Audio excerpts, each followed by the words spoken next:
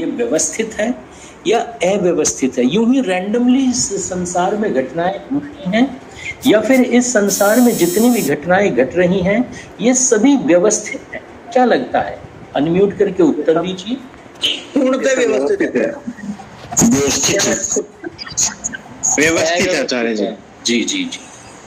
कोई सदस्य जो ऐसा मानते हो कि अव्यवस्थित है, तो मैं आपको बता दूं, इस ब्रह्मांड का कण कण इलेक्ट्रॉन, प्रोटॉन, न्यूट्रॉन से बना है, और ये जिस तरह से गति करते हैं, ये किलोमीटर का भी डिफरेंस आ गया तो त्राही त्राही मच जाएगी। चंद्रमा उतनी ही दूरी पर है जितनी दूरी पर होना चाहिए यहाँ पर जीवन जीने के लिए। तो इस ब्रह्मांड में जितनी भी वस्तुएं हैं ये सभी पूरी तरह से व्यवस्थित हैं।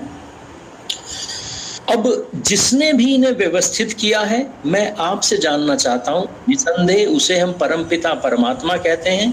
ईश्वर ने ही ब्रह्मांड का निर्माण किया है, ईश्वर ने ही ब्रह्मांड को व्यवस्थित रूप से बनाया है। तो मैं जानना चाहता हूं, परमात्मा ने ब्रह्मांड को किस नियमों के आधार पर व्यवस्थित बनाया? कोई तो नियम होगा जिस आधार पर हम ब्रह्मांड को कह रहे हैं ब्रह्मांड पूरी तरह से व्यवस्थित है। वह कौन सा नियम है? कोई बताना चाहेगा?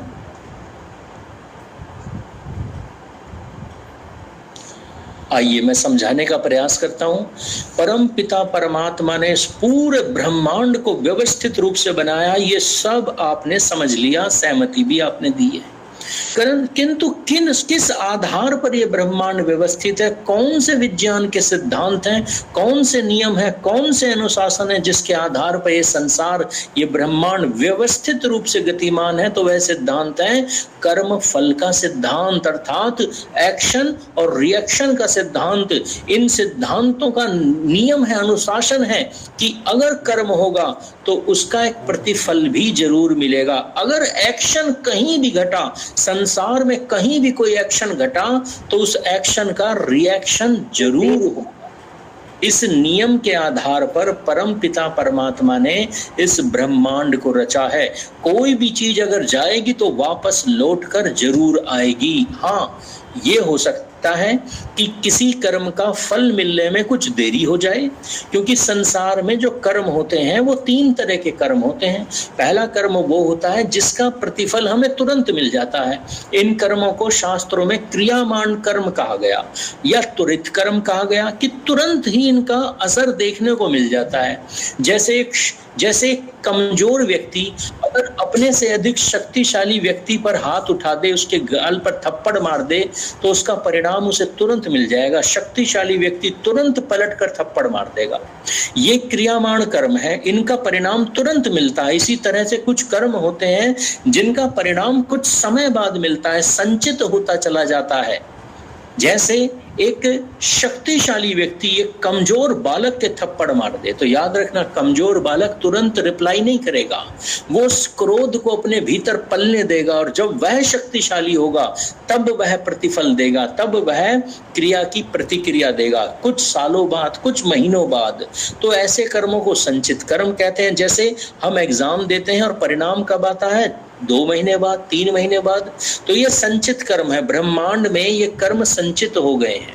और कुछ ऐसे कर्म होते हैं जिनका परिणाम ब्रह्मांड में संचित तो होता है, पर इतने लंबे समय के लिए संचित हो जाता है कि हमारी आयु भी थोड़ी पड़ जाती है।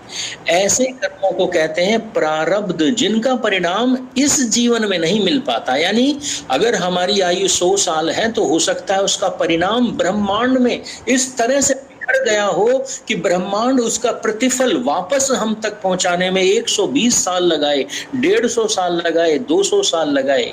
तो इस कर्मों का फल हमें कब मिलेगा? निसंदेह अगले जन्म में इन कर्मों का परिणाम हमें मिलता है। इसलिए ऋषियों ने ऐसे कर्मों को कहा प्रारब्ध। ये इस जन्म में नहीं मिलेंगे, अगले जन्म में मिलेंगे।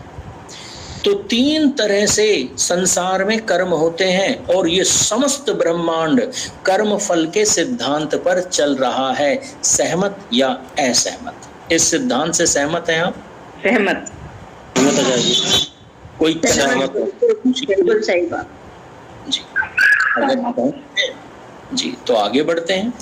अब मैं आपसे जानना चाहता हूं, अगर आपका कभी किसी से झगड़ा हो जाए, भाई भाई का झगड़ा हो जाता है, बहन बहन का झगड़ा हो जाता है, पति पत्नी का आपस में झगड़ा हो जाता है, तो झगड़ा हम सुलझाने का प्रयास भी करते हैं। तो झगड़ा सुलझाने के लिए हम किसी व्यक्ति को ढूंढते हैं कि भाई कोई व्यक्ति हमारी हेल्प कर दे। तो ऐसा होता है कि नहीं होता है? ऐसा होता है। हम तीसरे व्यक्ति के पास जाना पसंद करते हैं। तो मैं आपसे जानना चाहता हूं, अगर आपका अपने भाई से झगड़ा हो जाए, बहन का बहन से झगड़ा हो जाए, तो आप किस व्यक्ति को ढूंढते हो अपना झगड़ा सुलझाने के लिए? वो व्यक्ति कैसा होना चाहिए? आपके दिमाग में उस व्यक्ति की छवि कैसी होनी चाहिए? कैसा होना चाहिए व्यक्ति जो आपका झगड़ा सही सही सुलझा दे? तो दोनों के लिए निष्पक्ष होना चाहिए। हाँ बिल्कुल। आचार्य जी, अन्य कोई सदस्य? सुलझा हुआ समझदार व्यक्ति होना चाहिए। दोनों पक्ष उसकी बात मान लें, उसकी बात मानने के लिए राजी हो, समझदार हो, जिसकी बात और न्यायप्रिय होना चाहिए। हाँ न्यायप्रिय, बिल्कुल। एक व्यक्ति न्यायप्रिय तो है पर उसे विषय की जानकारी नहीं है, तो क्या ऐसा व्यक्ति आपका मामला सुलझा सकता है? जो अपनी बात मनवाने का दम रखता हो। तटस्थ होकर न्याय दे एक व्यक्ति होनी चाहिए। एक व्यक्ति ये है कि वो अपनी बात मनवाने का दम रखता है। हिमांशु जी, उसके पास बंदूक है, उसने कहा जो मैं कहूंगा मानना पड़ेगा। क्या आप उसके न्याय से प्रसन्न हो जाएंगे? क्या ऐसे व्यक्ति के पास जाना चाहेंगे जो जबरदस्ती अपने मनवाता हो? आचार्य जो निष्पक्ष से वो करे, न्याय करे। हाँ, निष्पक्ष होना चाहिए, बिल्कुल। अगर हम अपना झगड़ा सुलझाने के लिए, मैं और मेरे भाई का झगड़ा हो गया और अपना झगड़ा सुलझाने के लिए अगर मैं अपने ससुर के पास चला गया तो निसंदेह फैसला मेरे पक्ष में आने वाला है, और मेरा भाई अपने ससुर के पास चला गया तो फैसला उसके पक्ष में आएगा। तो एक ऐसा व्यक्ति ढूंढना पड़ेगा जो मेरे लिए भी समान भाव रखता हो और जो मेरे भाई के लिए भी समान भाव रखता हो, अर्थात निष्पक्ष हो। तो पहला गुण हम उस व्यक्ति में देखते हैं कि वह व्यक्ति निष्पक्ष होना चाहिए, निस्वार्थी होना चाहिए। गलत कह रहा हूं या सही कह रहा हूं? बिल्कुल सही। और दूसरी चीज, उस व्यक्ति के पास विषय की नॉलेज होनी चाहिए। अब आप किसी टॉपिक को लेकर, प्रॉपर्टी के टॉपिक को लेकर अपनी दादी के पास चले गए जो अंगूठा छाप है, जिसे कोई नॉलेज नहीं है, या अपने कोई पेटेंट का इशू है, या अपनी कोई पढ़ाई लिखाई से संबंधित इशू है, तो ऐसे व्यक्ति के पास चले जाओ जिसे नॉलेज नहीं है विषय की। ऐसा व्यक्ति भी आपका झगड़ा नहीं सुलझा सकता, आपको न्याय नहीं दिलवा सकता। यानी कि झगड़ा सुलझाने के लिए, न्याय दिलवाने के लिए उस विषय की नॉलेज भी होनी चाहिए। मैं सही कह रहा हूँ या गलत कह रहा हूँ? सही। ठीक है सर, ठीक है। अच्छा, दोनों चीज एक व्यक्ति में है। और जब आपने अपनी बात रखी तो जिस व्यक्ति को आपने चुना उसने निर्णय सुना दिया। उसने कहा भाई बड़ा भाई गलत है, छोटा भाई सही है। तो बड़े भाई को, छोटे भाई को 50,000 रुपए देने हैं, परंतु बड़े भाई ने कहा ठीक है पर मैं दूंगा ही नहीं। ठीक है तूने न्याय कर दिया पर मैं दूंगा ही नहीं। तो क्या इसे न्याय कहा जाएगा? नहीं, नहीं कहा जाएगा। झगड़ा तो तभी सुलझेगा जब सही से न्याय हो, अर्थात जिस व्यक्ति के पास जाए वह ऐसा व्यक्ति होना चाहिए कि जो झगड़ा सुलझाने के बाद, सही सही न्याय देने के बाद उस न्याय को लागू करने की शक्ति भी रखता हो, यानी कि उसके पास पावर भी हो। इसीलिए हम झगड़ा सुलझाने के लिए किसके पास जाते हैं? पुलिस के पास जाते हैं, मजिस्ट्रेट के पास जाते हैं, ताकि जब वो न्याय दे कि फलाने व्यक्ति को तो फांसी होनी चाहिए, इसने रेप किया, बलात्कार किया, हत्याएं की, इसको तो फांसी होनी चाहिए। अब जो अपराधी था उसने कहा मैं तो चढ़ूंगा ही नहीं फांसी, तो ऐसे तो न्याय नहीं होगा। इसलिए मजिस्ट्रेट अपनी ताकत का प्रयोग करके, पुलिस अपनी ताकत का प्रयोग करके उसे जबरदस्ती फांसी लगाती है। तो हमें जब भी हमारा झगड़ा होता है हम ऐसे व्यक्ति को ढूंढते हैं जो निस्वार्थी हो, जिसे विषय का ज्ञान हो और जिसके पास न्याय को बताने के बाद उसे लागू करने की भी शक्ति उसके जीवन में होनी चाहिए। मैं सही कह रहा हूं या गलत कह रहा हूं? सहमत या असहमत? बिल्कुल सहमत। सहमत। परंतु न्याय के ऊपर, झगड़ा सुलझाने के ऊपर हमने कितनी सारी बातें कर ली, और एक मुख्य बात हम जान नहीं पाए, उस पर चर्चा नहीं कर पाए, वो है कि ये न्याय होता क्या है, न्याय कहते किसे हैं? कोई व्यक्ति समझा पाएगा न्याय होता क्या है? कर्मफल।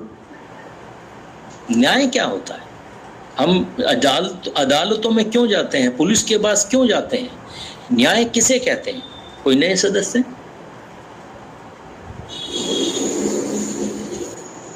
बताइए। आप में से काफी सदस्य बहुत पढ़े लिखे भी हैं, शायद कुछ एडवोकेट्स भी होंगे। एडवोकेट तो बहुत अच्छे तरीके से जानते हैं न्याय का अर्थ क्या होता है। सर जैसे अभियुक्त और जो गवाह है, हाँ, तो वो दोनों जैसे वो दिखाते हैं ना, तो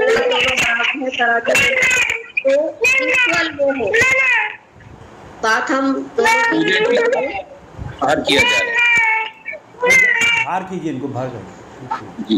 किरण जी बताइए। हाँ मैं कह रही हूँ जैसे वहाँ एक अभियुक्त होता है, एक गवाह होता है, तो दोनों की बातें सुन के जैसे वहाँ पलड़ा दिखाया होता है ना, तराजू का बैलेंस करके हर चीज को किसे कहते हैं किरण जी? न्याय। ये तो आप मुझे अदालत का सीन समझा रही हैं, सीन नहीं समझाना है। न्याय किसे कहते हैं? हम अपने बच्चों को कैसे समझाएंगे, बेटा तुझे न्याय करना है, तो वो पूछेगा दादी न्याय किसे कहते हैं, तो हम उसे क्या बताएंगे न्याय किसे कहते हैं? दूध का दूध और पानी का पानी बता दो। ये तो सत्य गुरु जी कर्मफल। गलत को गलत और सही को सही बोलना न्याय है जी। दूध का दूध और पानी का पानी बता दे। ये तो सत्य बताना है, झूठ को झूठ बता दो, सत्य को सत्य बता दो, इसमें न्याय कहाँ? बता दिया, बात खत्म, अब न्याय कहाँ है? ऐसे है ना, के साथ ज्यादती हो रही है जी, और उसका हिस्सा या उसका हक दूसरा ले रहा है जी, उसको सही समझ के उसका पूर्ण ज्ञान हो, वो ही न्याय दे सकते हैं। चलिए हम अपनी अपनी भाषाओं में बात कर रहे हैं न्याय की, पर विचार कीजिए। जो न्याय की परिभाषा हम देने का प्रयास कर रहे हैं, सच बताऊं तो हम भी सहमत नहीं है इससे। क्या न्याय है? हम मन से बना बना कर बोल रहे हैं। और ऐसा समाज जो न्याय की परिभाषा तक ना जानता हो, याद रखना है, ऐसा समाज न्याय की रक्षा भी नहीं कर सकता।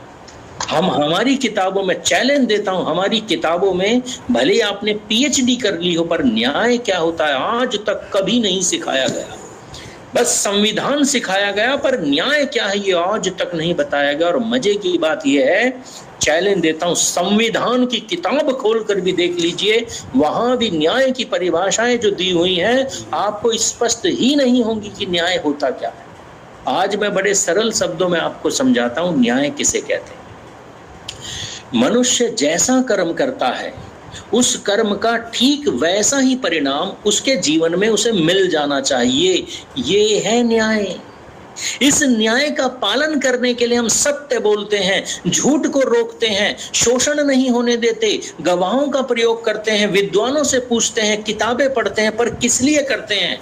ताकि घटना जो घटी है, संसार में जो कर्म घटा है, उस कर्म को करने वाले व्यक्ति को उसका पूरा पूरा परिणाम मिलना चाहिए। इसे कहते हैं न्याय।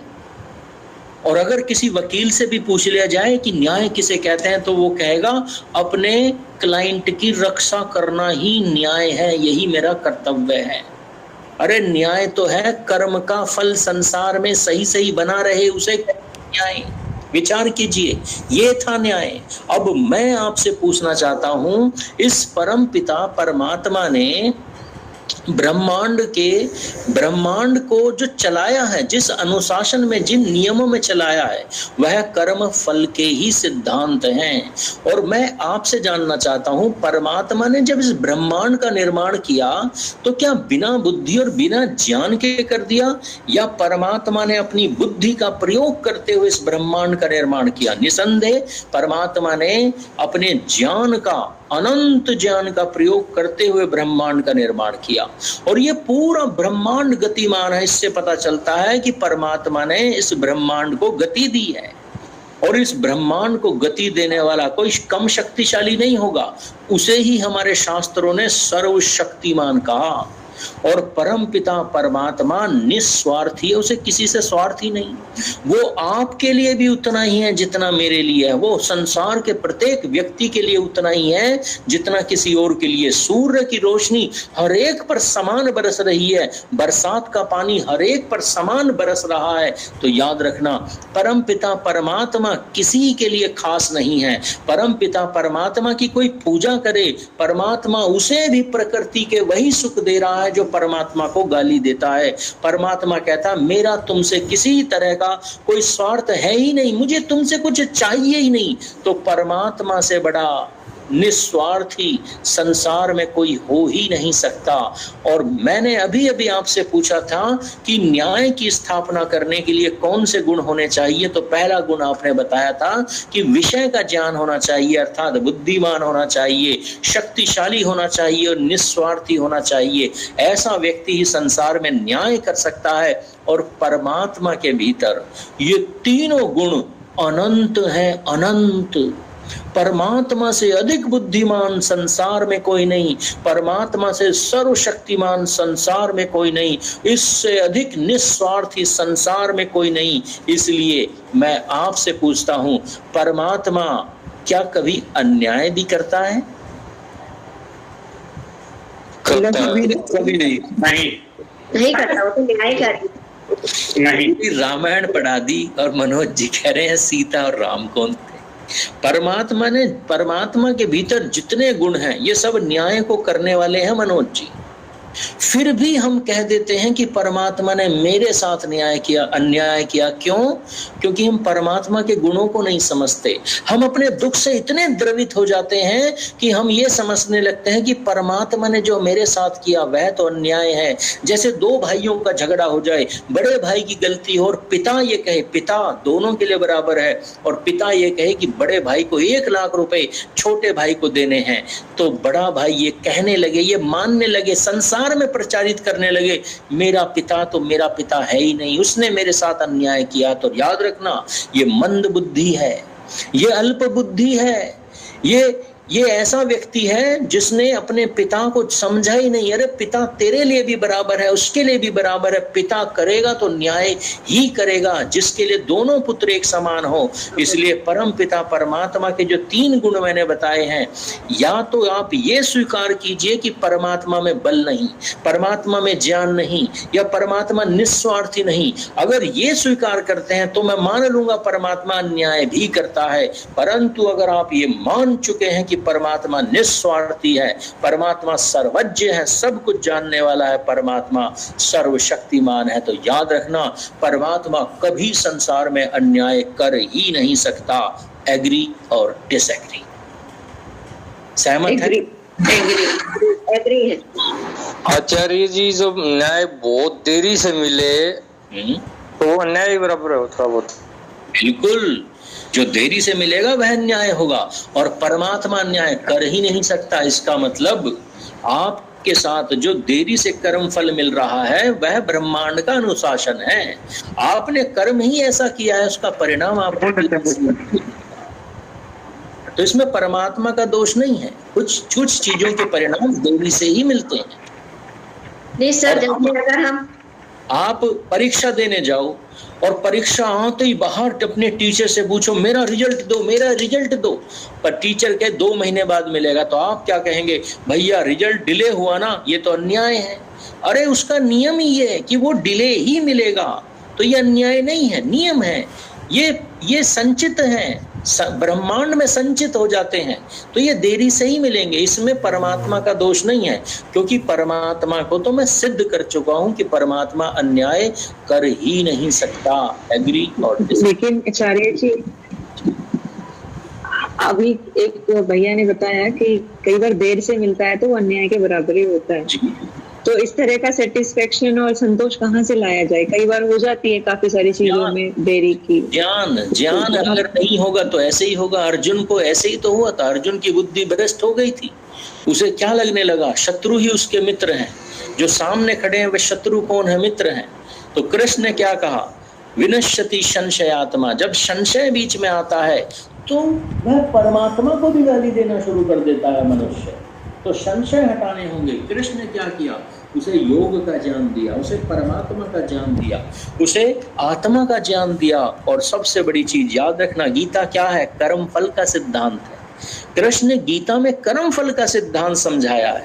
तो जिसे कर्म फल का सिद्धांत समझ में आ जाएगा, उसके संशय मिट जाएंगे, वो समझ जाएगा मेरे जीवन में जो दुख है इसका कोई ना कोई कारण है, ये यूं ही नहीं मिल रहे हैं, कारण है इसलिए मिल रहे हैं। कोई प्रश्न? जी, मेरा एक और प्रश्न है कि उनके पास श्री कृष्ण थे उन्हें समझाने के लिए, लेकिन हर किसी के पास श्री कृष्ण नहीं होते, और ट्रस्ट किस पे किया जाए ये बहुत बड़ा क्वेश्चन है। ये आपका कर्म है। आप, ऐसा नहीं है कि संसार में राम नहीं है, कृष्ण नहीं है, या कोई दिव्य आत्मा या कोई महान व्यक्ति नहीं है, आपने पहचाना ही नहीं है। कितने राम हमारे जीवन से आए और गुजर गए। राम प्रसाद बिस्मिल की मुखबरी उसी के मित्र ने की, भगत सिंह की मुखबरी उसी के मित्र ने की, सुभाष चंद्र की मुखबरी उसी के लोगों ने की। तो राम जैसे दिव्य आत्माएं आती हैं और हम उन्हें ही फांसी पर चढ़ा देते हैं और फिर कहते हैं अरे कोई कृष्ण क्यों नहीं आया मुझे समझाने के लिए। हमारे कर्म है, हमने कृष्ण और राम को ही फांसी पर चढ़ा दिया। तो हमारे कर्म है, परिणाम तो मिलेगा जीवन में। आइए विषय को आगे बढ़ाएं। कृष्ण नहीं है पर कृष्ण ने दी हुई भगवत गीता तो है हमें मार्गदर्शक देने के लिए। बिल्कुल, कितनों ने पढ़ी है, और पढ़ी भी है तो स्पॉन वाली पढ़ी है, मिलावटी। आइए विषय को आगे बढ़ते हैं। तो परम पिता परमात्मा जी, गुलशन कुमार जी। अगर भी अभी जो बांग्लादेश में जो विषयों का साथ हुआ, इसे लेकर अनेकों घटनाएं हैं जो आप यहाँ पर रखोगे। मैं घटनाओं में नहीं जा रहा हूँ, सिर्फ आपसे मोटा मोटा ये पूछ रहा हूँ, परमात्मा के जो 3 गुण मैंने सिद्ध किए उनके आधार पर जानना चाहता हूँ, परम पिता परमात्मा न्याय करता है या कभी कभी अन्याय भी कर देता है?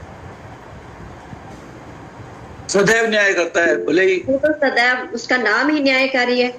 परमात्मा सर्वदा न्याय करता है। आप समझ ना पाए तो परमात्मा को भी हम गाली दे देते हैं। इसलिए आज के बाद हमेशा जीवन में इस सिद्धांत को धारण करना कि परमात्मा करेगा तो न्याय ही करेगा। वो कैसे न्याय करता है इसे समझाने का प्रयास करता हूं एक छोटी सी घटना के द्वारा। मान लीजिए एक घटना आपके सामने, एक उदाहरण के तौर पर एक घटना आपके सामने प्रस्तुत कर रहा हूं। एक व्यक्ति कार से जा रहा था, एक व्यक्ति पैदल जा रहा था, अपने ऑफिस से निकला, घर की तरफ जा रहा था। और जानते हो ये व्यक्ति कैसा था? बड़ा सज्जन व्यक्ति था, बड़ा सज्जन, भगत सिंह जैसा, पंडित राम प्रसाद बिस्मिल जैसा था, सज्जन था, न्यायकारी था, गौ भक्त था, सदाचारी था, नियमों का पालन करता था। सामाजिक नियमों का पालन करते हुए ये अपनी साइड में काम करने के बाद अपने घर जा रहा था, परंतु पीछे से एक कार आई जो 150 की स्पीड में शायद चल रही होगी, और उस व्यक्ति ने, जो उस कार को चला रहा था, उस व्यक्ति ने इस सज्जन व्यक्ति का पीछे से ठोक दिया, इसका एक्सीडेंट कर दिया। और ये व्यक्ति जो जिसके चोट लगी, ये जमीन पर गिरकर तड़पने लगा।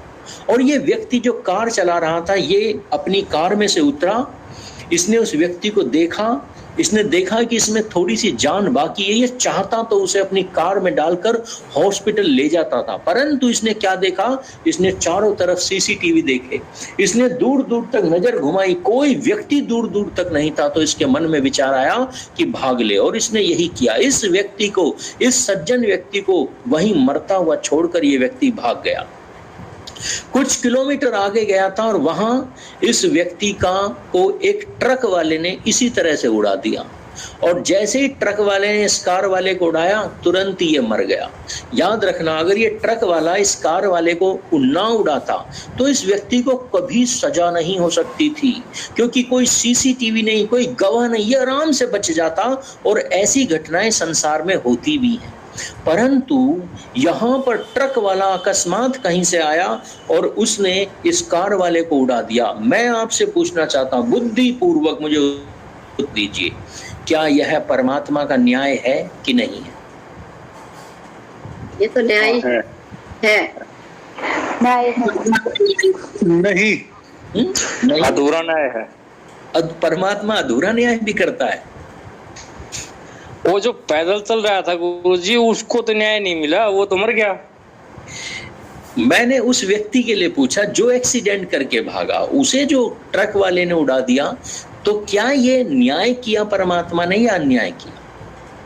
न्याय किया। अन्य कोई सदस्य कर्म होंगे उसके। या फिर न्याय क्या गुरु जी, न्याय क्या? पर न्याय किया ये ना तो न्याय है ना अन्याय है। न्याय क्या अच्छा जी, किया है? मैं कंफ्यूज में हूँ। हाँ, ये कार वाले के जैसी साथ करनी वैसी भरनी। ये ना तो न्याय है ना अन्याय है। न्याय ना अन्याय, ये कंफ्यूजन में तो नहीं है सतीश जी? नहीं, ये तो है गुरु जी, दूसरे वाले ने जो किया है। आइए विचार करते हैं वास्तव में ये क्या हुआ। जब से कर्म फल का सिद्धांत हमारे जीवन से छूट गया, जानते हो क्या हुआ? हम गुलाम होते चले गए। हम मुट्ठी मुट्ठी भर मुसलमानों के, ईसाइयों के गुलाम होते चले गए कर्म फल के सिद्धांत को न जानने के कारण। और आज भी कर्म फल सिद्धांत आप जो समझ रहे हैं, जान रहे हैं, ये जानते हो आपको कौन सिखा रहा है? इस देश के बाबा सिखा रहे हैं, या टीवी पर जो मिलावटी रामायण, मिलावटी महाभारत आती है, वहां से सीख रहे हो। आपने कभी दर्शन नहीं पढ़े, उपनिषद नहीं पढ़े, वेद नहीं पढ़े, और ये सारे गुरुकुलों में पढ़ाए जाते हैं। आइए मैं गुरुकुलों के आधार पर, शास्त्रों के आधार पर आपको बताता हूं परमात्मा न्याय करता कैसे है। विचार कीजिए, चिंतन कीजिए और इस प्रश्न का उत्तर दीजिए, विषय को समझने का प्रयास भी कीजिए। याद रखना, परम पिता परमात्मा सर्वशक्तिमान है, सर्वशक्तिमान। और सर्वशक्तिमान की परिभाषा तभी पूर्ण होती है जो संसार में इतना शक्तिशाली हो, इतना शक्तिशाली हो कि वह अपने किसी भी कर्म को करने में किसी की सहायता न लेता। मैं आपसे जानना चाहता हूं, एक व्यक्ति अपराध करता है, एक व्यक्ति मर्डर करता है, बलात्कार करता है, हत्या करता है, उसे सजा देने के लिए कितने लोग जिम्मेदार होते हैं? मैं बताऊं कितने लोग जिम्मेदार होते हैं? पुलिस खबरियों को लगाती है। खबरी क्राइम की दुनिया में घुस के उस ऐसे व्यक्तियों को ढूंढते हैं, ये कहां पर रह रहे हैं। अपनी जान पर खेलकर खबरी पुलिस को खबर देते हैं कि ये व्यक्ति वहां पर छुपा हुआ है।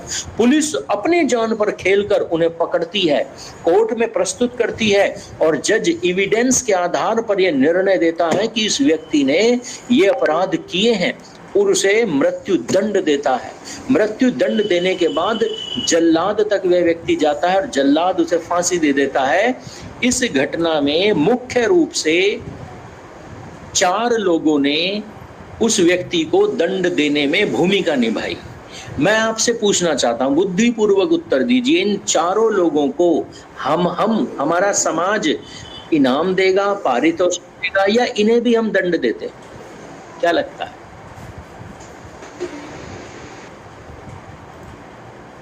क्या लगता है? किसी अपराधी को फांसी के फंदे पर ले जाने वाले व्यक्तियों को हम दंड देते हैं या इनाम देते हैं? उनका तो कर्तव्य है जी, इनाम देते हैं। उनका कर्म है, ये कर्तव्य है उनका। कर्म है। मेडल देते हैं, इनाम देते हैं, प्रशंसा करते हैं, अखबारों में चित्र आते हैं, सैलरी देते हैं, बोनस देते हैं, अप्रिशिएशन देते हैं, अरे नमन करते हैं, वंदन करते हैं, पैर छूते हैं ऐसे लोगों के जो समाज में बुरे लोगों को मारते हैं या फिर उन्हें सूली पर चढ़ाने का काम करते हैं। समाज ऐसे लोगों को सर माथे पर बिठाता है। मैं गलत कह रहा हूं या सही कह रहा हूं?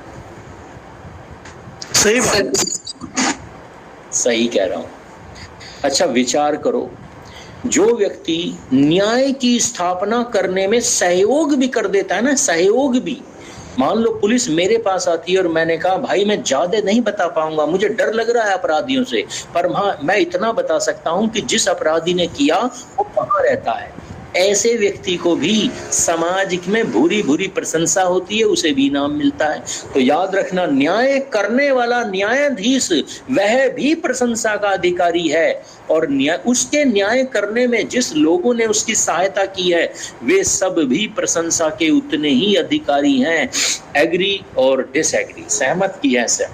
एग्री सहमत है।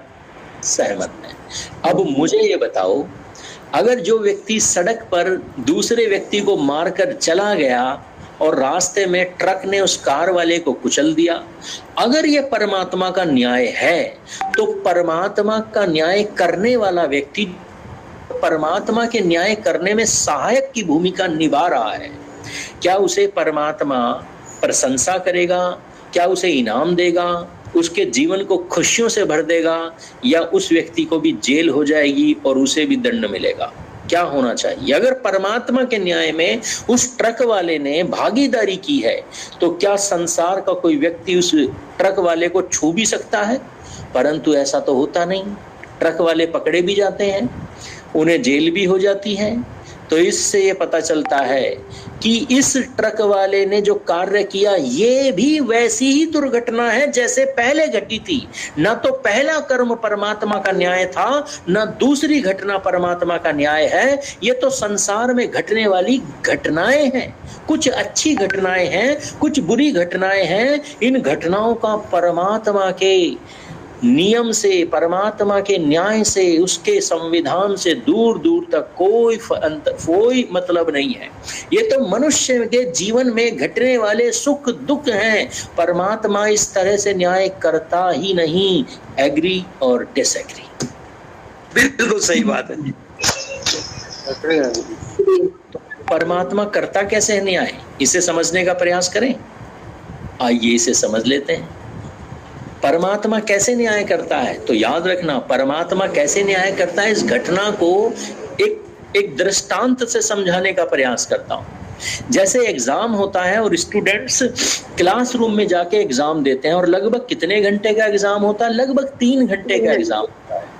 3 घंटे के बीच में जब हमें आंसर शीट मिल जाती है और हमें वो भरनी होती है, क्या उस समय जिस टीचर ने हमें ये आंसर शीट दी है, जो लिखने की शीट दी है, क्या उस 3 घंटे में हमारे टीचर हमारी किसी भी तरह से सहायता करते हैं कि बेटे वो तुझे नहीं आ रहा ना क्वेश्चन, उसका आंसर ये है, ऐसा कुछ बोलते हैं? नहीं। अगर आप पूछोगे भी ना कि गुरुजी बता दो, तो वो कहेगा बेटा पहले तैयारी करनी चाहिए थी ना, पूरा समय मिला ना, अब रिजल्ट, अब तुझे कर्म करना है, कर्म कर, जैसा भी रिजल्ट होगा अब तो मैं तुझे रिजल्ट दूंगा। कितनी अनुनय विनय कर लो, अगर वह टीचर अच्छा होगा तो वह एग्जाम के बीच में कुछ भी नहीं बताएगा, और जैसे ही एग्जाम समाप्त होगा एग्जाम के आधार पर आपका रिजल्ट घोषित कर देगा, आप पास हुए कि फेल हुए। बस ऐसे ही परमात्मा करता है। हमारे शास्त्र कहते हैं परमात्मा ने मनुष्य को कर्म करने के लिए शरीर दिया। कर्म कैसे करना है इसके लिए बुद्धि दी, शरीर में बल दिया, पुरुषार्थ दिया, चेतना दी, परंतु क्या कर्म करना है और क्या नहीं करना ये परमात्मा ने स्वतंत्रता हमें दे दी है। हम चाहें तो आतंकवादी बन जाएं, हम चाहें तो योद्धा बन जाएं, हम चाहें तो रावण बन जाएं, हम चाहें तो राम बन जाएं। परमात्मा ना रोकता है ना टोकता है, जो करना है करो। परमात्मा शरीर देता है, सामर्थ्य देता है, परमात्मा जीवन देता है, चेतना देता है, बुद्धि देता है। परमात्मा हमारे कर्मों में किसी भी तरह का व्यवधान नहीं देता। परमात्मा कहता है बेटा ये 100 साल का जीवन जो है ना, ये तो तेरी आंसर शीट है, इस 100 साल के जीवन में जो मर्जी वो लिख दे, पर जब ये जीवन पूरा होगा, इस जीवन के आधार पर तुझे जो अगला जन्म मिलेगा वह मेरा परिणाम है। तो याद रखना, हमारे घरों में जो बच्चे पैदा हो रहे हैं ना, ये परमात्मा का फल है। हमारे कर्मों का फल परमात्मा हमें दे रहा है। कोई बच्चा राजा के घर में जन्म ले रहा है, कोई बच्चा भिखारी के घर में जन्म ले रहा है, कोई बच्चा आतंकवादी के घर में जन्म ले रहा है, कोई बच्चा कीड़े मकोड़ों के घर में जन्म ले रहा है, कोई बच्चा कुत्ते के गर्भ से, कुतिया के गर्भ से पैदा होता है, तो कोई बच्चा एक सन्यासिनी के घर से, एक साध्वी के घर से पैदा होता है, माँ सीता के गर्भ से पैदा होता है। तो ये कहाँ से परिणाम आ रहा है? जब बच्चे पैदा हो रहे हैं तो ये क्या है? परिणाम है। तो इन बच्चों ने इस परिणाम को प्राप्त करने के लिए कर्म कब किया? पिछले जन्मों में किया। तो पिछले जन्मों के कर्मों के आधार पर परमात्मा अगला जन्म देता है। ये है परमात्मा का न्याय। पर इस 100 साल के जीवन में हम जो कर रहे हैं ये दुर्घटनाएं हैं, ये हमारे कर्मों का परिणाम हमें इस जीवन में मिल रहा है, हमारे पड़ोसी के कर्मों का परिणाम भी हमें मिल रहा है, हमारे समाज के मिले जुले कर्मों का परिणाम हमें मिल रहा है। परमात्मा का न्याय तो हमें मरने के बाद ही मिलता है, जब अगला जन्म मिलता है। सहमत की असहमत? पर सर हमें अगले जन्म में तो नहीं पता ना। कि हम कहाँ पैदा हुए, हमें पिछला जन्म थोड़ी याद है। जब किसी व्यक्ति को पुलिस पकड़ के ले जाती है, घर में डोर पे नॉक करती है, दरवाजा खोलो, आपको पुलिस पकड़ के ले जा रही है, अगर वे व्यक्ति ना पूछे, वो व्यक्ति पूछे ही ना, चलो वो व्यक्ति के चलो जी चलो, तो क्या पुलिस उसे बताने की इतना मेहनत करेगी? बताने के लिए जेल में डाल देगी। आपको पूछना पड़ता है। परमात्मा, मेरा जन्म इंजीनियर के घर में क्यों हुआ, चक्रवर्ती सम्राट के घर में क्यों नहीं हुआ? आपके भीतर उत्कंठा है, आप परमात्मा से पूछोगे तो परमात्मा जवाब देगा। आप परमात्मा से पूछते ही नहीं किरण जी। हम किससे पूछते हैं? हम तो साईं बाबा से पूछते हैं, हम तो प्रतीकों से पूछते हैं, हम तो वस्तुओं से पूछते हैं, हम तो गुरुओं से पूछते हैं, बाबाओं से पूछते हैं।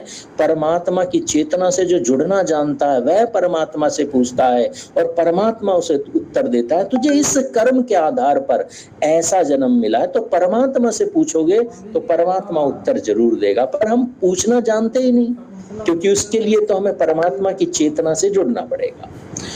आगे बढ़े विषय में। जी जी, क्रियामान कर्म क्या होता है? वो तो तुरंत मिलता है ना, क्रियामान कर्म और क्रियामाण कर्म तुरंत मिलता है। जैसे मैंने लाइट का स्विच जलाया, लाइट तुरंत जल गई, ये क्रियामाण कर्म है।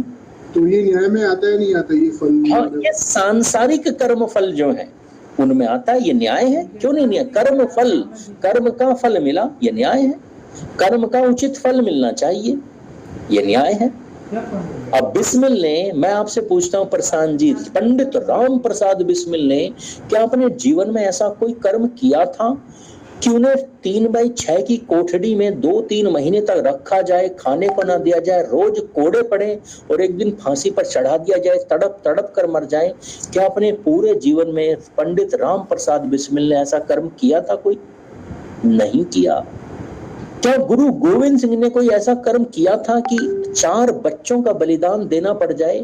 क्या बंदा बैरागी ने, जो संत था, ऐसा कोई कर्म किया था कि उसी के बच्चे का मांस निकाल कर उनके मुंह में ठूस दिया जाए? नहीं किया।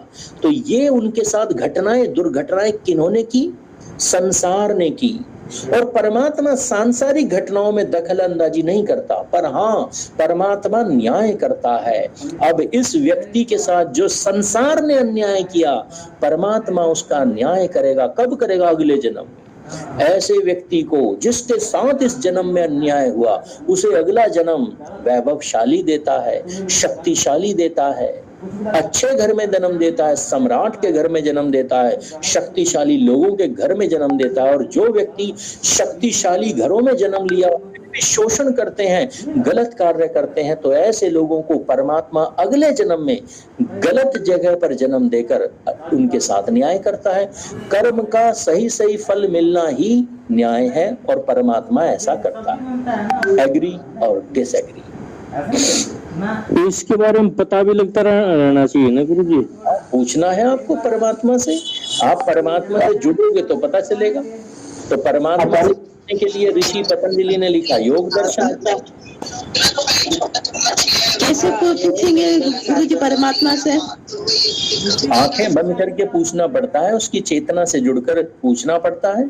उसके लिए योग करना पड़ता है, आध्यात्मिक होना पड़ता है, स्पिरिचुअल होना पड़ता है। जो आंखें बंद करके गहराई से ध्यान लगाकर ईश्वर से पूछता है, ईश्वर उत्तर दे देता है, ईश्वर प्रेरणाएं दे देता है, बहुत सारी चीजें मिल जाती हैं। जैसे अल्बर्ट आइंस्टाइन को मिली थी, एक साइंटिस्ट था, अंग्रेजी साइंटिस्ट था, उसने सापेक्षता का सिद्धांत आंखें बंद करके जान लिया था। बाद में संसार को बताया, संसार ने पूछा किस लेबोरेटरी में जाना, उसने कहा मैं आज तक किसी लेबोरेटरी में गया ही नहीं, आज तक मैंने पेन और पेपर उठाया ही नहीं।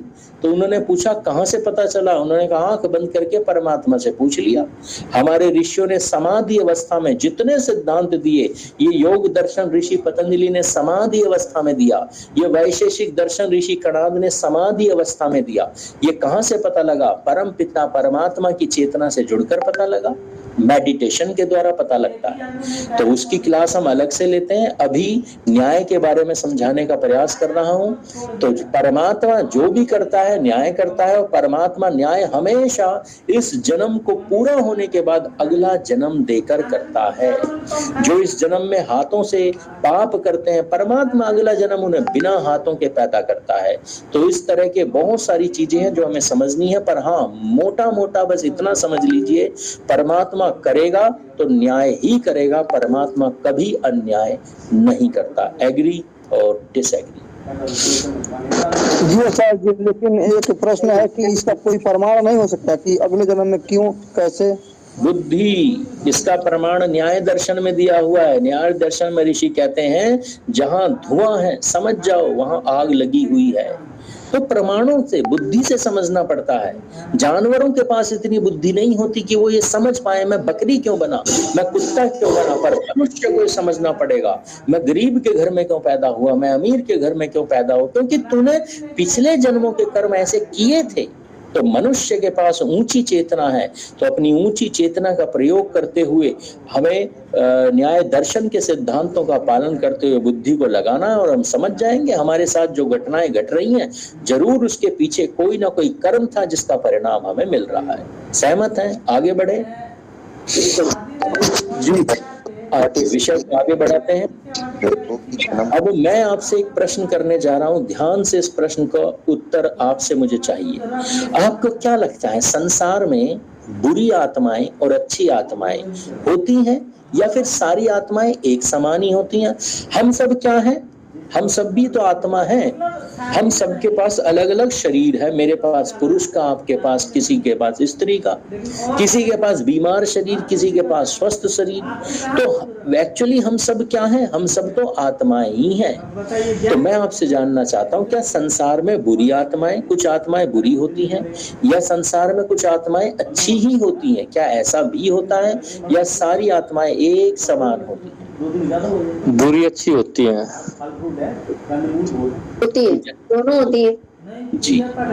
तो बुरी आत्माएं कहाँ रहती हैं? पीपल के पेड़ पर, बरगद के पेड़ पर कहाँ रहती हैं? हमारे बीच में ही है।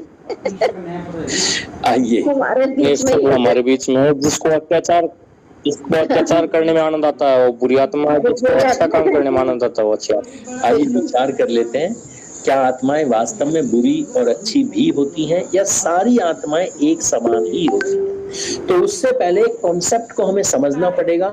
अच्छा, ये तो हम सभी मानते हैं ना इस मीटिंग में, इतना तो सनातन धर्म की नॉलेज सभी के पास होगी कि मैं शरीर नहीं हूं। मैं कौन हूं? मैं एक आत्मा। मैं जब कहता हूं ना मेरा सर, मेरा शरीर, तो वो कौन बोल रहा है भीतर से?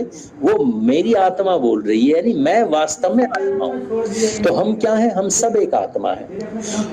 परम पिता परमात्मा इन आत्मा के कर्मों के हिसाब से इन्हें अलग अलग शरीर देता है। किसी को मच्छर मक्खी का, किसी को पुरुष का शरीर। तो ये जो शरीर है ये आत्मा का आवरण है, कपड़ा है, इसके ऊपर ढका हुआ है। आत्मा इस शरीर के भीतर है। तो हमारे पास मुख्य रूप से दो वस्तुएं हैं। क्या? एक तो मेरी आत्मा और एक मेरा शरीर। सहमत है इस सिद्धांत से? ये तो सबको पता होगा। परंतु एक गहरा सिद्धांत और बताने जा रहा हूं, उसे भी समझ लीजिए। परमात्मा ने मनुष्य को एक नहीं बल्कि मोटा मोटा कहूं तो दो शरीर दिए हैं।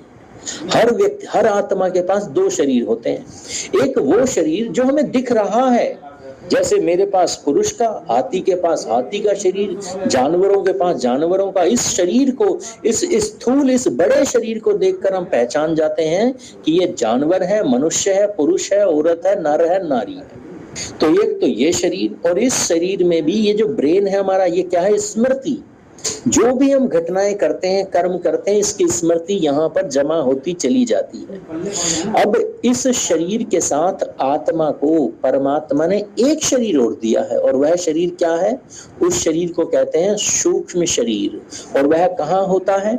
जो हमारे शरीर में आत्मा है, ये ठीक उस आत्मा के चारों तरफ होता है, और ये बड़ा सूक्ष्म होता है, बहुत अधिक सूक्ष्म, आत्मा की तरह ही सूक्ष्म, इसलिए कभी दिखाई नहीं देता।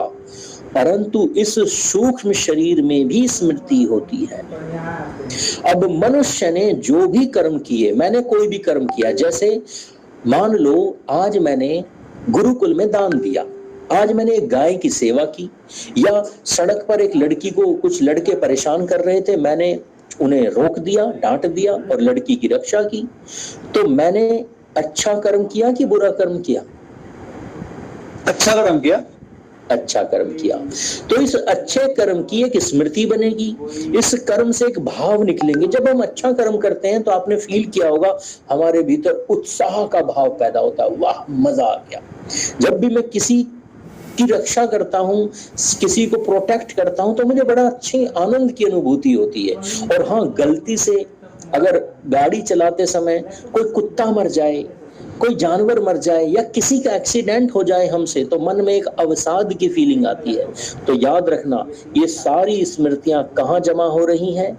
एक तो इस सिर में जमा हो रही है, ब्रेन में, और दूसरी उस सूक्ष्म शरीर में भी एक मस्तिष्क है, एक बुद्धि है, एक ज्ञान है, वहां भी जमा हो रही है। तो हम जो भी काम करेंगे उसकी दो मेमोरी बनेंगी, एक यहाँ बनेगी और एक यहाँ बनेगी, एग्री और डिसएग्री। समझ में आ रहा है सिद्धांत? बिल्कुल सही। एग्री।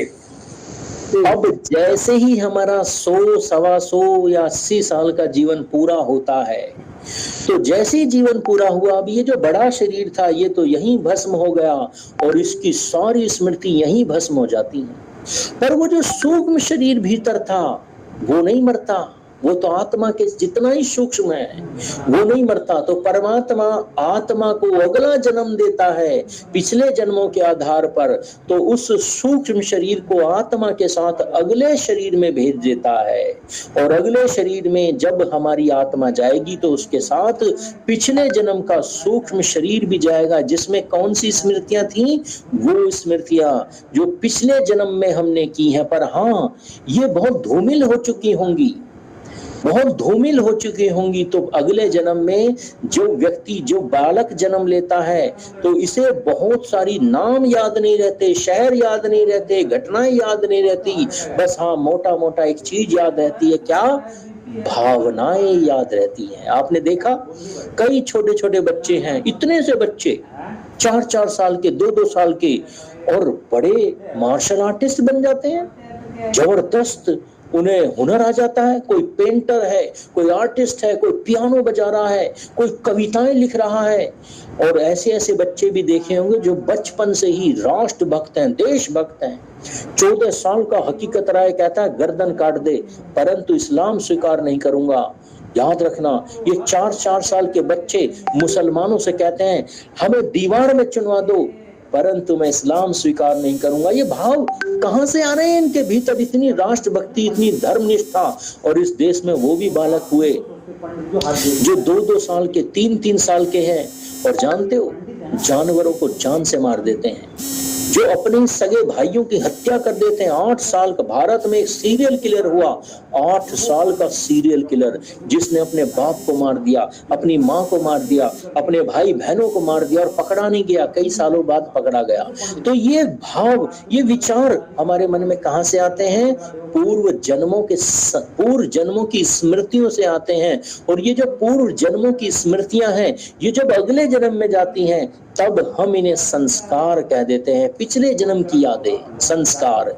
इसीलिए हमने, हमारी संस्कृति में एक कहा गया कि पूत के पांव तो पालने में दिख जाते हैं। आपका बच्चा बड़ा होकर एक धर्मात्मा बनेगा या एक दुष्ट व्यक्ति बनेगा, ये माँ बाप बचपन से ही समझ जाते हैं।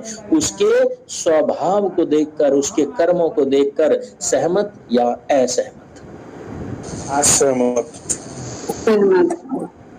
तो याद रखना, आत्माएं तो सब एक जैसी होती हैं, पर पिछले जन्म से हम कौन से संस्कार ला रहे हैं, कौन सी भावनाएं अगले जन्म में ला रहे हैं, उन भावनाओं के आधार पर हम ये कह देते हैं कि यह तो बुरी आत्मा है और ये अच्छी आत्मा है। और याद रखना, मैं आपसे पूछना चाहता हूं, अगर आपके जीवन में, आपका जीवन एक धर्मात्मा का जीवन है, आपके परिवार में सारे गुण संपन्न लोग रहते हैं, सारे धर्मात्मा लोग रहते हैं, आप आर्थिक रूप से भी शक्तिशाली हैं, और आप शारीरिक रूप से भी, सामाजिक रूप से भी शक्तिशाली हैं।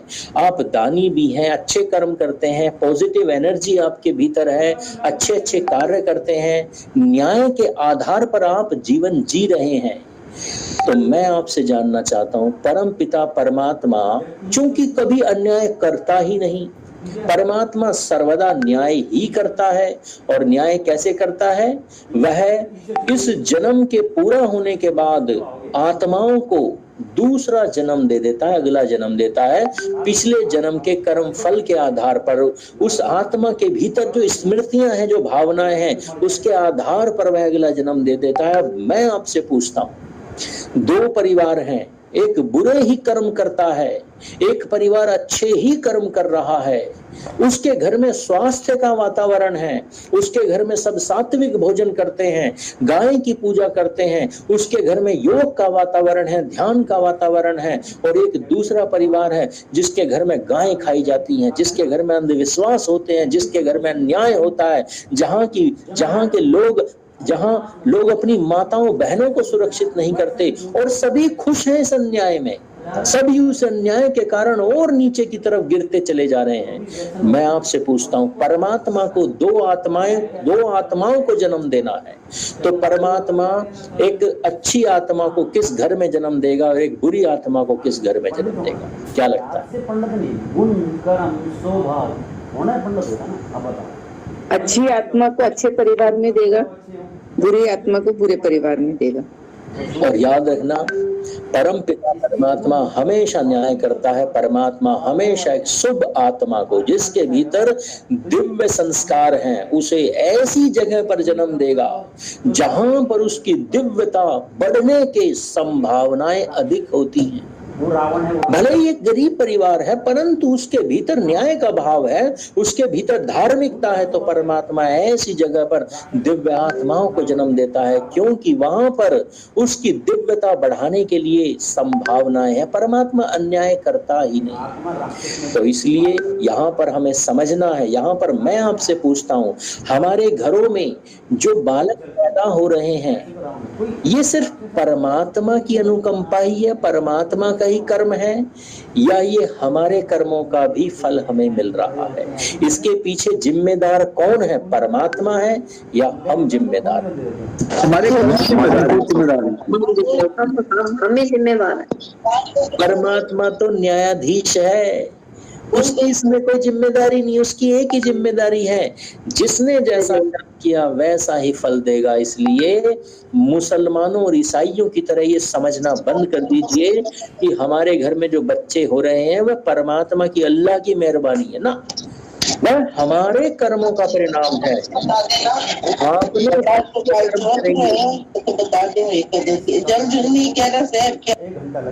आपके कर्म अच्छे होंगे, आपके परिवार में सामंजस्य होगा, प्रेम होगा, संगठन का भाव होगा, आप राष्ट्र भक्त हैं, देश भक्त हैं, गो भक्त हैं, धर्मात्मा हैं, आप न्याय के आधार पर जीवन जी रहे हैं, तो परमात्मा निसंदेह आपके घर में दिव्य संतान देगा। उसे देनी ही पड़ेगी। हम परमात्मा को बाध्य कर सकते हैं, मजबूर कर सकते हैं कि हमारे घर में दिव्य संतान को पैदा कर, क्योंकि मैंने अपने घर का वातावरण ऐसा बनाया हुआ है। अगर आप अपने घर का वातावरण ऐसा बना सकते हैं कि आपके घर में न्यायपूर्ण वातावरण है, धर्मपूर्ण वातावरण है, योगमय वातावरण है, तो परमात्मा को बाध्य होकर राम और कृष्ण जैसी दिव्य आत्माओं को आपके घर में ही जन्म देना पड़ेगा। और आपके घर में हर कोई बीमार है, डायबिटिक पेशेंट है, ब्लड प्रेशर है, कोई व्यक्ति 60 से ऊपर जिया ही नहीं है आज तक, बस पैसा कमाने में लगे रहे, पैसा खर्च कहाँ करना कोई जानता ही नहीं, साईं बाबा के मंदिरों में छत्र चढ़ा रहे हैं, उल्टी सीधी मजारों पर पूजा कर रहे हैं, किसी को भी घर में आते हैं उल्टे सीधे व्यक्ति की सहायता कर देते हैं, बुद्धि का प्रयोग नहीं करते, तो याद रखना ऐसे घरों में कभी दिव्य आत्माएं जन्म नहीं लेंगी, लॉजिकली तो जन्म नहीं ले सकती। इसलिए अगर हम चाहते हैं हमारे घर में दिव्य आत्मा हो, तो घर के वातावरण को बदलना शुरू कर दीजिए। स्वास्थ्य का वातावरण हो, ध्यान का, योग का, मेडिटेशन का, धर्म का, विद्या का वातावरण हमारे घर में होना ही चाहिए। ये हमारी जिम्मेदारी है, हम ही इसके लिए रेस्पॉन्सिबल हैं। एग्री और डिसएग्री? आचार्य जी एक क्वेश्चन है जी। हम मतलब इंसान मेहनत करता है, पुरुषार्थ करता है, उस हिसाब से उसे संतान प्राप्ति होती है, आपकी बात ठीक है, लेकिन कुछ तो कर्म उस आत्मा के भी होंगे ना जो हमारे पास आती है, जैसे कि आपने पहले बताया कि उसके अनुसार ही उसे जन्म मिलेगा। बिल्कुल बिल्कुल। आपके घर में मान लो हमारे घर में अच्छा वातावरण नहीं है तो परमात्मा बुरी आत्मा देखेगा। कोई बुरी भाई जन्म तो देना ही है, परमात्मा का काम है आत्माओं को जन्म देना। तो परमात्मा ब्रह्मांड में से एक नॉर्मल सी आत्मा, बिलो एवरेज आत्मा उठाएगा और ऐसे घर में दे देगा। तो बिल्कुल आत्मा के कर्म है। कुत्तों के यहाँ बच्चे पिल्ले जो पैदा हो रहे हैं ये कौन है? ये वही तो बुरी आत्माएं हैं। कीड़े मकोड़ों के भी बच्चे पैदा हो रहे हैं, ये कौन है? वही तो बुरी आत्माएं हैं। हम नहीं चाहते बुरी आत्मा हमारे घर में। और याद रखना, इस संसार में जितने जीवात्माएं हैं, जितने प्राणी हैं, जानते हो कितने हैं? असंख्य हैं, असंख्य हैं। और उनमें से लगभग इस सौर मंडल में लगभग 7 अरब मनुष्य हैं और इस सौर मंडल में असंख्य करोड़ों अरबों खरबों असंख्य आत्माएं हैं। और इस सौर मंडल में धरती है जहां पर मनुष्य हैं, वो भी 7 अरब। उन 7 अरब में से भी 1 अरब भारत में है, सनातन धर्मी है। उन सनातन धर्मियों में से भी मात्र 10% होंगे, 10 करोड़ होंगे जो सनातन धर्म का सही से अर्थ जानते होंगे। उस 10 करोड़ में भी शायद ही 1 लाख होंगे, 2 लाख या 10 लाख होंगे जो शाकाहारी होंगे। और उन शाकाहारी में से भी शायद ही 1 लाख होंगे जो स्वस्थ भी होंगे। तो सोचो कितनी कम मात्रा है। तो कंपटीशन बहुत हाई है। आत्माएं असंख्य हैं, उनमें से जो दिव्य आत्माएं हैं वो हमारे घर में अगर आप चाहते हैं आना तो अपने घर के वातावरण को, शरीर को, मन के विचारों को बदलिए। आपके घर में राम और कृष्ण पैदा होने शुरू हो जाएंगे। आगे बढ़े, विषय समझ में आया? जी आचार्य जी एक प्रश्न है। जी प्रश्न पूछिए मुकेश जी। जी आचार्य जी मेरा कहना है तो ये मान ले कि सेम कर्म करने के बावजूद भी किसी को बाल बच्चा नहीं हो रहा है, तो ये मान ले कि ये अगले जन्म का फल है। बिल्कुल। और ये मान लें कि हमें बच्चा पैदा करने के लिए जो प्रॉपर कर्म है वो हमें पता ही नहीं। केवल संसर्ग करने मात्र से दिव्य आत्माएं पैदा नहीं हो जाती हैं, इसके लिए तैयारी की जाती है। मैंने भूमिका कक्षा में बताया था, माँ रुक्मणी ने कहा श्री कृष्ण से, हे कृष्ण मुझे तुम जैसी ही संतान चाहिए, तुमसे भी दिव्य संतान चाहिए। तो श्री कृष्ण कहते हैं देवी उसके लिए तो पुत्रेष्टि यज्ञ का पूरा पालन करना पड़ेगा। वो कहती बताओ कैसे करना पड़ेगा? तो शास्त्र कहते हैं जो व्यक्ति 48 वर्ष तक अखंड ब्रह्मचर्य का पालन करके योग साधना करता है और फिर संसर्ग करता है, ऐसे व्यक्ति के यहाँ दिव्य संतान पैदा होती है। हमें पता ही नहीं।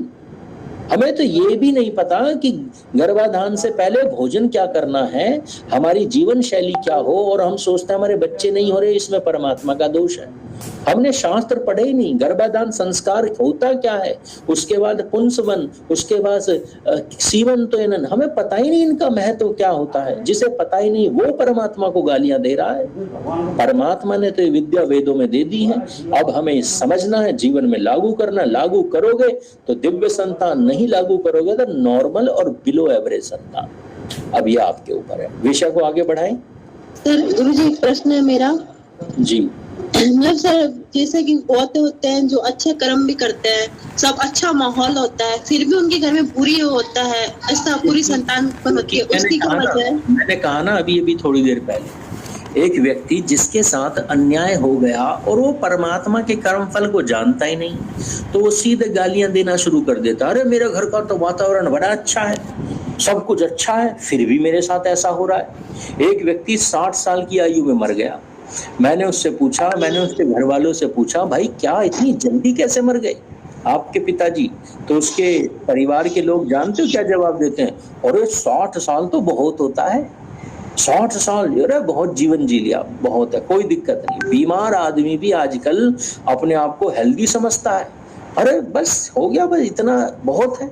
तो हमें पता ही नहीं वो जीवन होता क्या है, वो वातावरण होता क्या है, विद्या होती क्या है।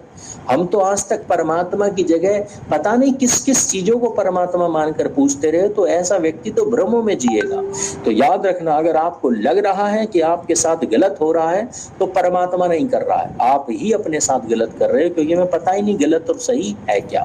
तो आइए विषय को आगे बढ़ाते हैं। यहाँ पर एक हाँ जी, एक प्रश्न मैं आप लोगों से जानना चाहता हूँ।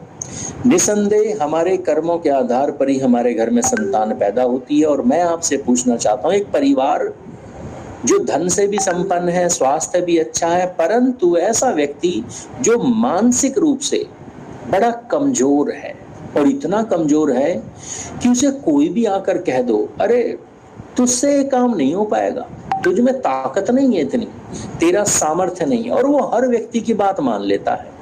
उसका मोराल इतना डाउन हो जाता है, उसकी नैतिकता का इतना पतन हो जाता है कि उसे अपनी चीजों पर, अपने सामर्थ्य पर कॉन्फिडेंस ही नहीं है। गर्व की अनुभूति उसने अपने ऊपर कभी की हो ऐसा उसे याद ही नहीं है। हाँ, पैसे वाला है, शक्तिशाली भी है, घर परिवार भी अच्छा है, परंतु उसे उसके भीतर गर्व की फीलिंग ही नहीं है, कॉन्फिडेंस ही नहीं है। तो मैं आपसे जानना चाहता हूं, क्या ऐसे व्यक्ति के घर में दिव्य संतान पैदा हो सकती है? क्या लगता है, बताइए सोचकर। नहीं गुरुजी। अच्छा, एक दूसरा उदाहरण देते हैं। गुरुजी मैं एक क्वेश्चन पूछूं?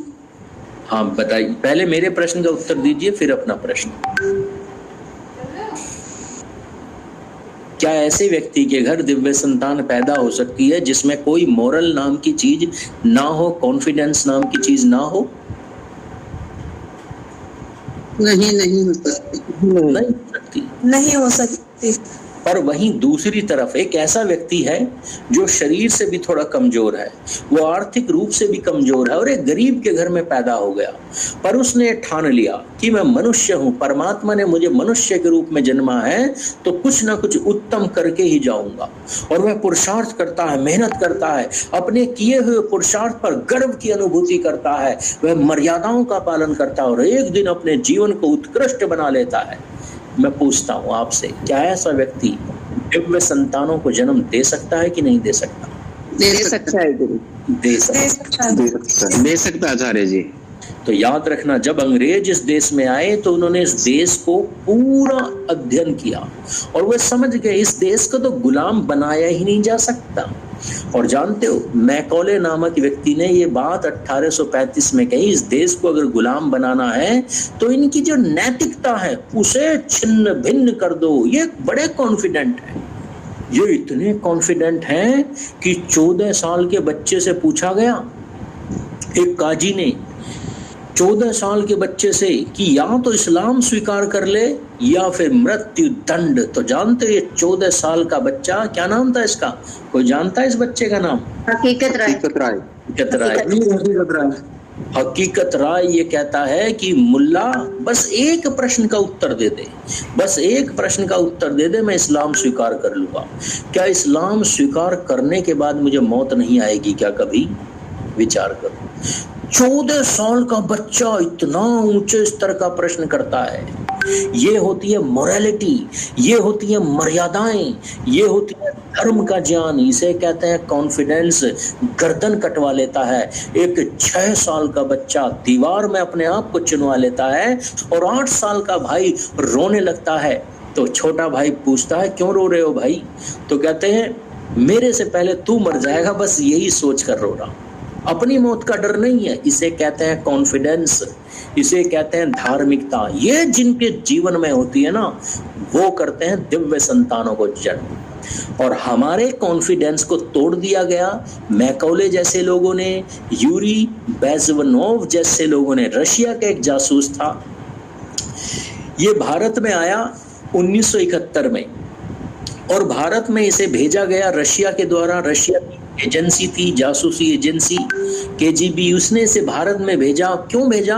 भारत में कम्युनिज्म को बढ़ावा देने के लिए, यानी कि वाम पंथ को बढ़ावा देने के लिए, इस देश के लोगों के जीवन को बदलने के लिए, ताकि इस देश के लोग विदेशी संस्कृति के गुलाम हो जाएं। मजे की बात, ये भारत में लगभग 2 साल तक रहा और 2 साल तक इसने भारत में अच्छी तरह भ्रमण किया, अपने टारगेट को पूरा करने के लिए यहाँ पर अच्छी तरह जासूसी की, भारतीय संस्कृति में जीना शुरू किया और मजे की बात, इसे भारतीय संस्कृति से प्रेम हो गया, प्यार हो गया इसे भारतीय संस्कृति से। इसके मन में विचार आ गया, मैं इस संस्कृति को नहीं तोड़ सकता, और ये केजीबी को धोखा देकर अमेरिका भाग गया, अमेरिका की सिटीजनशिप ली और वहां जाकर एक इंटरव्यू दिया इसने। 3 घंटे का इंटरव्यू है, आपको यूट्यूब पे मिल जाएगा। इस इंटरव्यू का नाम है आइडियोलॉजिकल सबवर्जन प्रोसेस, स्क्रीन पर दिया हुआ है। इस 3 घंटे में कहता है कि संसार के बड़े बड़े देश भारत जैसे देशों को, जो धार्मिक देश हैं, इनको बर्बाद करने के लिए एक प्रोसेस अप्लाई करते हैं। वो क्या प्रोसेस होती है? वो कहते हैं इस देश के बड़े बड़े देश, बड़े बड़े लोग इस देश के लोगों को वह चीजें सिखाते हैं ताकि उनके मोरल्स डाउन हो जाएं, डीमोरलाइज करते हैं। कैसे करते हैं? मीडिया पर नियंत्रण किया जाता है, शिक्षा संस्थानों पर नियंत्रण किया जाता है। और मैं आपसे पूछता हूं, जब देश स्वतंत्र हुआ तो इस देश की स्वतंत्रता के बाद जो शुरू के 5 शिक्षा मंत्री थे, वो किस विचारधारा के थे जानते हैं? इस्लामिक विचारधारा के, इस्लामिक और वामपंथी। 25-30 साल तक इस देश के बच्चे क्या पढ़ेंगे क्या नहीं पढ़ेंगे, ये मुसलमानों ने डिसाइड किया। इस देश का मीडिया तंत्र, इसके लीडर कौन रहे? यही कम्युनिस्ट रहे और आज भी है। आज भी मीडिया, इस देश का एक भी अखबार नहीं है जो शुद्ध सनातनी हो, सब कम्युनिस्टों के ही अखबार है। तो याद रखना, इन संस्थाओं ने मीडिया के द्वारा, इन संस्थाओं ने शिक्षा के द्वारा, फिल्मों के द्वारा इस देश के लोगों के मोरल वैल्यूज का हनन किया। हमें फेक हीरोज दिखाए गए, फेक हिस्ट्री दिखाई गई, फेक न्यूज सिखाई गई। और जानते हो, एक चीज तो ऐसी है जिसे देखकर मुझे आश्चर्य हुआ, जब यूरी बेजनोव अपने इंटरव्यू कहता है कि इस देश के लोगों के मोरल्स अगर डाउन करने हैं तो इस देश के लोगों को जंक फूड की आदत डालनी पड़ेगी। सोचो, एक बार जब मैंने स्टेटमेंट पढ़ा तो मैं इसे ओवरलुक कर गया, अनदेखा कर गया। पर मैं दोबारा आया इसके इंटरव्यू पर और सुना तो जानते हो, इसने कहा कि इस देश के लोगों को बर्बाद करने के लिए हमने इस देश के लोगों को जंक फूड खिलाना शुरू किया। अब मैं आपसे पूछता हूं, अगर आप या कोई भी परिवार जंक फूड खाता है तो क्या दिव्य संतानों को पैदा कर सकता है? नहीं। भूल जाओ। सात्विक से सात्विक में भी जो सबसे सात्विक होता है ना, उसे चुनना पड़ता है। आगे बताऊंगा फूड के बारे में जहाँ आएगा। तो ये सारी चीजें हमारी मोरालिटी को डाउन करती हैं, बंद कर दीजिए। तो इसलिए इसके बाद दूसरा बिंदु ये बताता है कि जब कुछ वर्षों तक हम समाज को ये सारी चीजें देते हैं तो वहां का समाज अपने आप में बिखरने लगता है। ऐसा समाज वो होता है जिसे कहो सुरक्षा की बात समझ नहीं आती, जिसे कहो वोट दे दो समझ नहीं आती, जिसे कहो भाई आतंकवाद का खतरा है, जिहाद का खतरा है, देश की सीमाएं असुरक्षित हैं, इसे समझ ही नहीं आता। समाज डिस्टेबलाइज होने लगता है, समाज अपने मूल्यों से भटकने लगता है। और ऐसा व्यक्ति जानते हो क्या क्या कार्य करता है? बस फ्री की बिजली दे दो, फ्री का पानी दे दो, और पढ़े लिखे बच्चे अपना देश छोड़कर बाहर भागने लगते हैं। डिस्टेबलाइज हो जाता है समाज, और वो लोग अपने ही देश को गालियां भी देने लगते हैं। दूसरा बिंदु था, ये कहता दूसरी स्टेज आने लगती है, और यही अगर कंटिन्यू रहता है तो क्राइसिस आता है। मुझे बताओ, अभी अभी पाकिस्तान में, बांग्लादेश में और श्रीलंका में क्राइसिस आया कि नहीं आया? अपने बच्चों को बेच दिया लोगों ने अपनी भूख मिटाने के लिए। आटा 200-200, 250-250 रुपए किलो बिक रहा है, और लोग आटा पाने के लिए एक दूसरे का मर्डर तक करने को तैयार हैं। ये तीसरी स्टेज होती है ऐसे समाज जिनकी मॉरल वैल्यूज डाउन हो जाती हैं, उनके समाज में क्राइसिस आ जाता है। और जानते हो, इस प्रोसेस की जो चौथी स्टेज है उसका नाम सुनकर ही मेरी आत्मा कांप गई। यूरी बेजनोव कहता है चौथी स्टेज होती है नॉर्मलाइजेशन। अब नाम बड़ा अजीब है, नॉर्मलाइजेशन, सारी चीज नॉर्मल हो गई। पर जब इसकी गहराई को समझा तब मुझे समझ में आया कि नॉर्मलाइजेशन का क्या अर्थ है।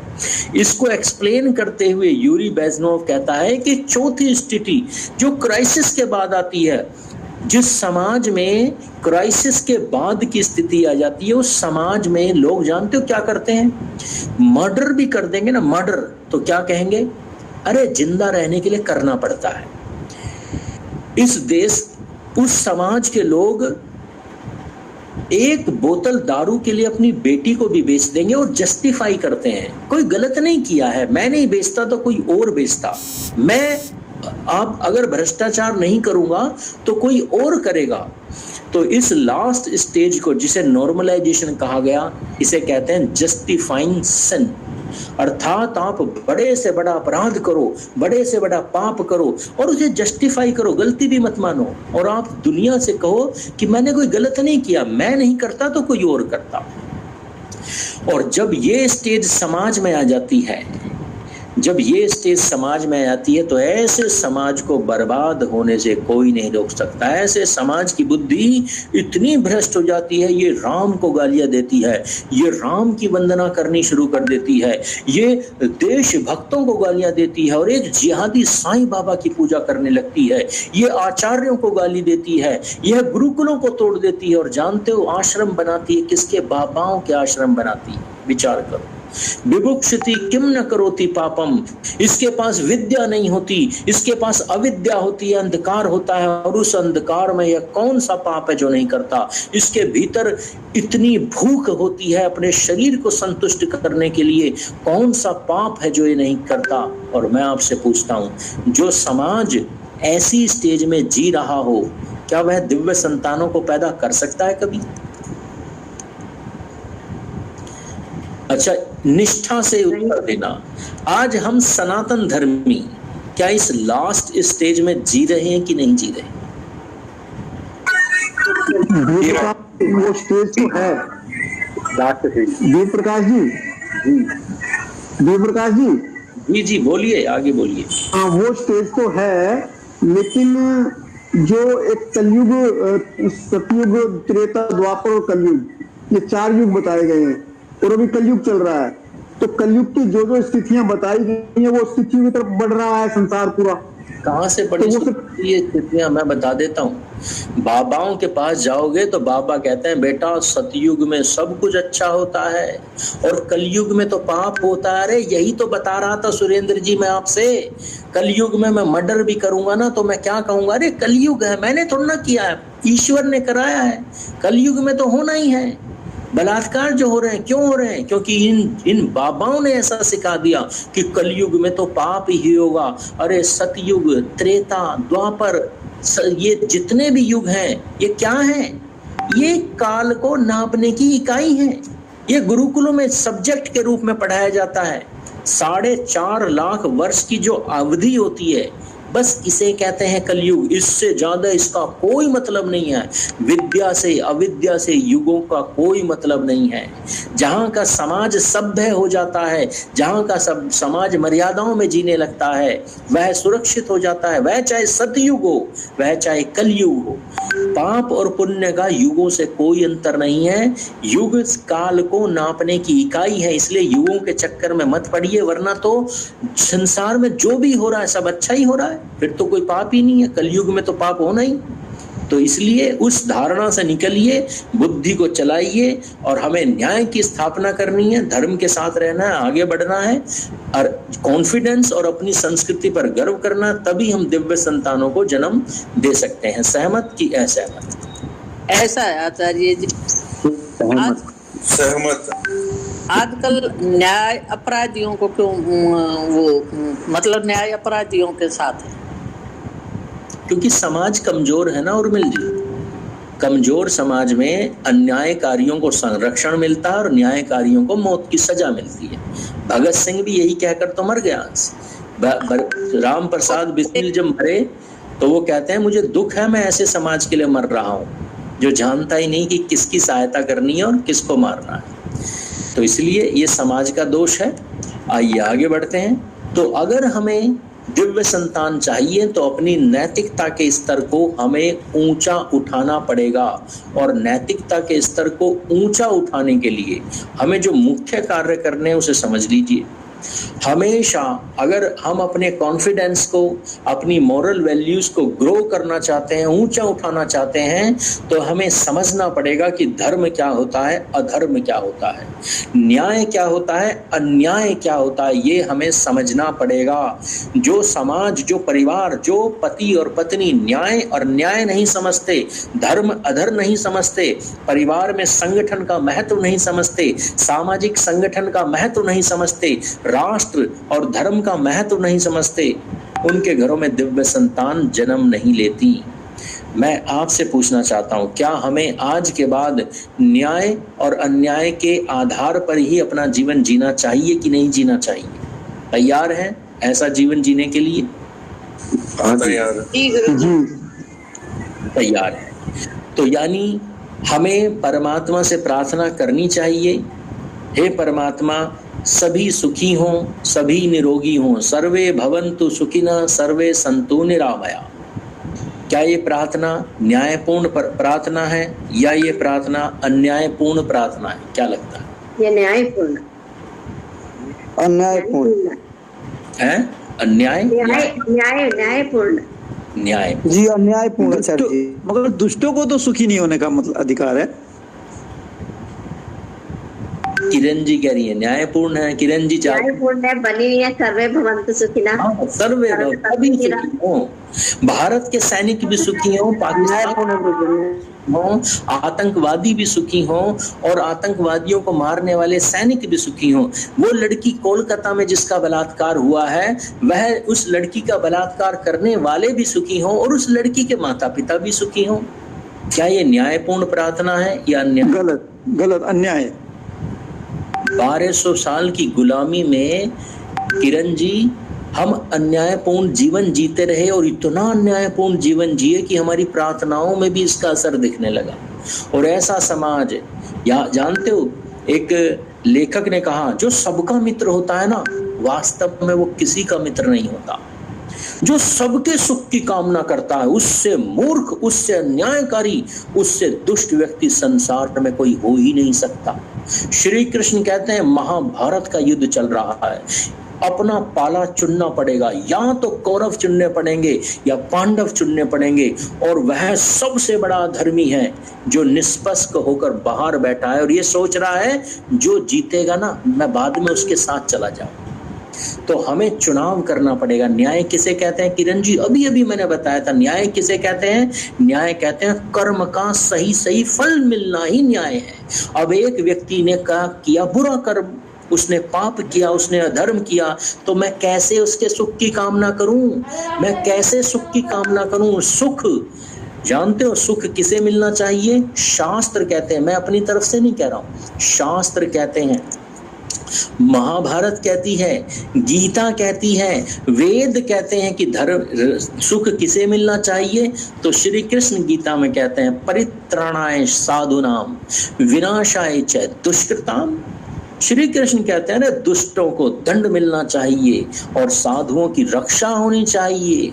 और जैसा श्री कृष्ण कहते हैं ठीक वैसा ही हमारे वेद कहते हैं। आर्य समाजी विचारधारा के लोग अक्सर अपने घरों के बाहर लिखते हैं कृणवंतो विश्वम आर्य, अर्थात संसार को धार्मिक बनाओ, संसार को आर्य बनाओ।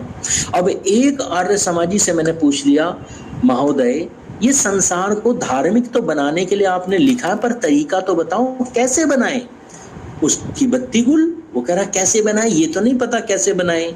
मैंने कहा ये जो आपने लिखा है ना ये अधूरा है, पूरा लिख दो, इसे अपने घर की दीवारों पर पूरा लिख दो, आपको पता चल जाएगा। परम पिता परमात्मा वेदों में कहता है इंद्रम वर्धन्तो अपतुरः कृण्वन्तो विश्वमार्य अपघ्नन्तो रावणः। परमात्मा कहता है अच्छे कर्म करने वालों को, सज्जनों की निरंतर रक्षा करते हुए और बुरे लोगों का निरंतर नाश करते हुए धर्म की रक्षा करनी है, संसार को धार्मिक बनाना है। तो याद रखना, जो लोग ये कहते हैं ना सर्वे भवन्तु सुखिनः, वो वास्तव में गुलामी काल में जी रहे हैं। ये प्रार्थना हमारी प्रार्थना है ही नहीं, ये प्रार्थना तो बौद्धों की प्रार्थना, और महात्मा बुद्ध भी इस प्रार्थना को कभी नहीं गाते थे। महात्मा बुद्ध के मरने के बाद उनके चेलों ने अहिंसा के नाम पर ये प्रार्थना बना दी और सारे संसार में गाना शुरू कर दिया, सर्वे भवन्तु सुखिनः सर्वे सन्तु निरामया। और हम बुद्धि से जो दिवालिया हो चुके थे, जितनी भी उल्टी सीधी गुलामी की चीजें थी सब स्वीकार कर ली, अपने जीवन में धारण कर ली। हमारे शास्त्रों ने कभी नहीं कहा ऐसा कि सभी सुखी। और जानते हो, वेद की एक प्रार्थना अगर मैंने आपके सामने रख दी तो आधे लोगों का तो वेदों पे से विश्वास ही उठ जाएगा। और वेद हमारी सनातन संस्कृति की श्रेष्ठतम ग्रंथ है। मैं गुरुकुलों में पढ़ता हूँ, गुरुकुलों में हजारों विद्यार्थी आज भी वेद पढ़ते हैं। और वेद का एक मंत्र, और दुख की बात यह है कि इस भारत में जो समाज वेदों पर अपना एकाधिकार जमाता है, जो अपने आप को वेदों का प्राकंड विद्वान कहता है, वे आर्य समाजी भी इस प्रार्थना को नहीं जानते, बोलते ही नहीं है। आर्य समाजियों में भी सर्वे भवन्तु सुखिनः का ऐसा दुष्प्रचार हो चुका है कि वे भी मानसिक रूप से गुलामी में जी रहे हैं। जबकि आर्य समाज के संस्थापक ऋषि दयानंद ने वेद के इस मंत्र की भावार्थ किया, इसका शब्दार्थ किया, परंतु आर्य समाजी इसे भी मानने को तैयार नहीं। मैं आपके ऊपर छोड़ता हूँ, वेद का एक मंत्र, ऋग्वेद का एक मंत्र है। ऋग्वेद का मंत्र कहता है, हे परमात्मा कहता है, ऋग्वेद परमात्मा की वाणी है, तो परमात्मा कहता है, हे मनुष्य, इस संसार में कभी दुष्टों को सुख ना मिले। मैं नहीं कह रहा हूं, परमात्मा कह रहा है। इस संसार में कभी दुरात्मा सुखी ना हो, कभी निरोगी ना हो। इस संसार का सुख, संसार का ऐश्वर्य सिर्फ धर्मात्माओं के लिए है, सिर्फ न्यायकारियों के लिए, सज्जनों के लिए है। संसार में जो लोग पाप करते हैं, जो अत्याचार करते हैं, उन्हें भी कभी सुख ना हो, और उनकी सहायता करने वाले सहयोगियों को भी कभी सुख ना मिले। परमात्मा कहता है सुख किसके लिए है? सुख है सिर्फ अच्छे लोगों के लिए, और दुख किसके लिए है? दुख है सिर्फ बुरे लोगों के लिए। अब बुद्धि पूर्वक मुझे उत्तर दीजिए, जो हमारे वेद की प्रार्थना है, क्या यह न्याय का भाव है या अन्याय का भाव है? न्याय का भाव है। न्याय का ही भाव है। न्याय में हम यही तो करते हैं, दुष्ट को फांसी चढ़ा देते हैं, अच्छे को बाइज्जत बरी कर देते हैं, इनाम भी देते हैं। अरे यही तो न्याय का भाव है। और वो समाज जो बस चाहता है कि न्याय अदालतों से मिले, न्याय वहां कोर्ट में मिले, और खुद न्याय करना नहीं जानता, न्याय होता क्या है समझना नहीं जानता, खुद तो गाता फिरता है सर्वे भवन्तु सुखिनः, बस मजिस्ट्रेट न्याय कर दे तो अच्छा है, खुद को नहीं पता न्याय क्या है। ऐसा समाज कभी सुखी नहीं रह सकता, कभी दिव्य संतानों को जन्म नहीं दे सकता। इसलिए आज के बाद हमेशा मन में यह भाव रहना चाहिए कि संसार में अच्छे लोग ही सुखी होने चाहिए, अच्छे लोग ही निरोगी होने चाहिए, अच्छे लोगों के जीवन में सुख होना चाहिए, बुरे लोगों के जीवन में दुख ही होना चाहिए। श्री कृष्ण ने, श्री राम ने जीवन भर यही किया, दुष्टों का संहार किया, दुष्टों की कभी कल्याण नहीं किया, दुष्टों की कभी दोस्ती नहीं की, दुष्टों से कभी संधि नहीं की, हमेशा सज्जनों का साथ दिया, सज्जनों के साथ मित्रता की और सज्जनों का उद्धार किया। तो उन्होंने न्याय का जीवन जिया, हमें भी न्याय का जीवन जीना है अगर दिव्य संतानों को प्राप्त करना है। एग्री और डिसएग्री? गुरुजी मैं क्वेश्चन पूछूं? गुरुजी पहले आपने ये कहा है कि मैं मंत्र पूछना चाह रहा था, आप कौन सा मंत्र बता रहे हैं? मैं कमेंट बॉक्स में लिख देता हूँ, कमेंट बॉक्स, ठीक है जी। गुरुजी मेरा प्रश्न ऐसा है, आपने जैसे कहा कि दिव्य संतान अच्छे घर में ही पैदा होती है, तो जब शादी होती है हम ये नहीं पता कर सकते इंसान का नेचर कैसा है, राइट? तो हस्बैंड और वाइफ इनमें से अगर कोई एक पार्टनर बहुत अच्छा और एक पार्टनर के अंदर कुछ बुरे संस्कार हैं, तो उस केस में फिर दिव्य संतान कैसे पैदा होगी?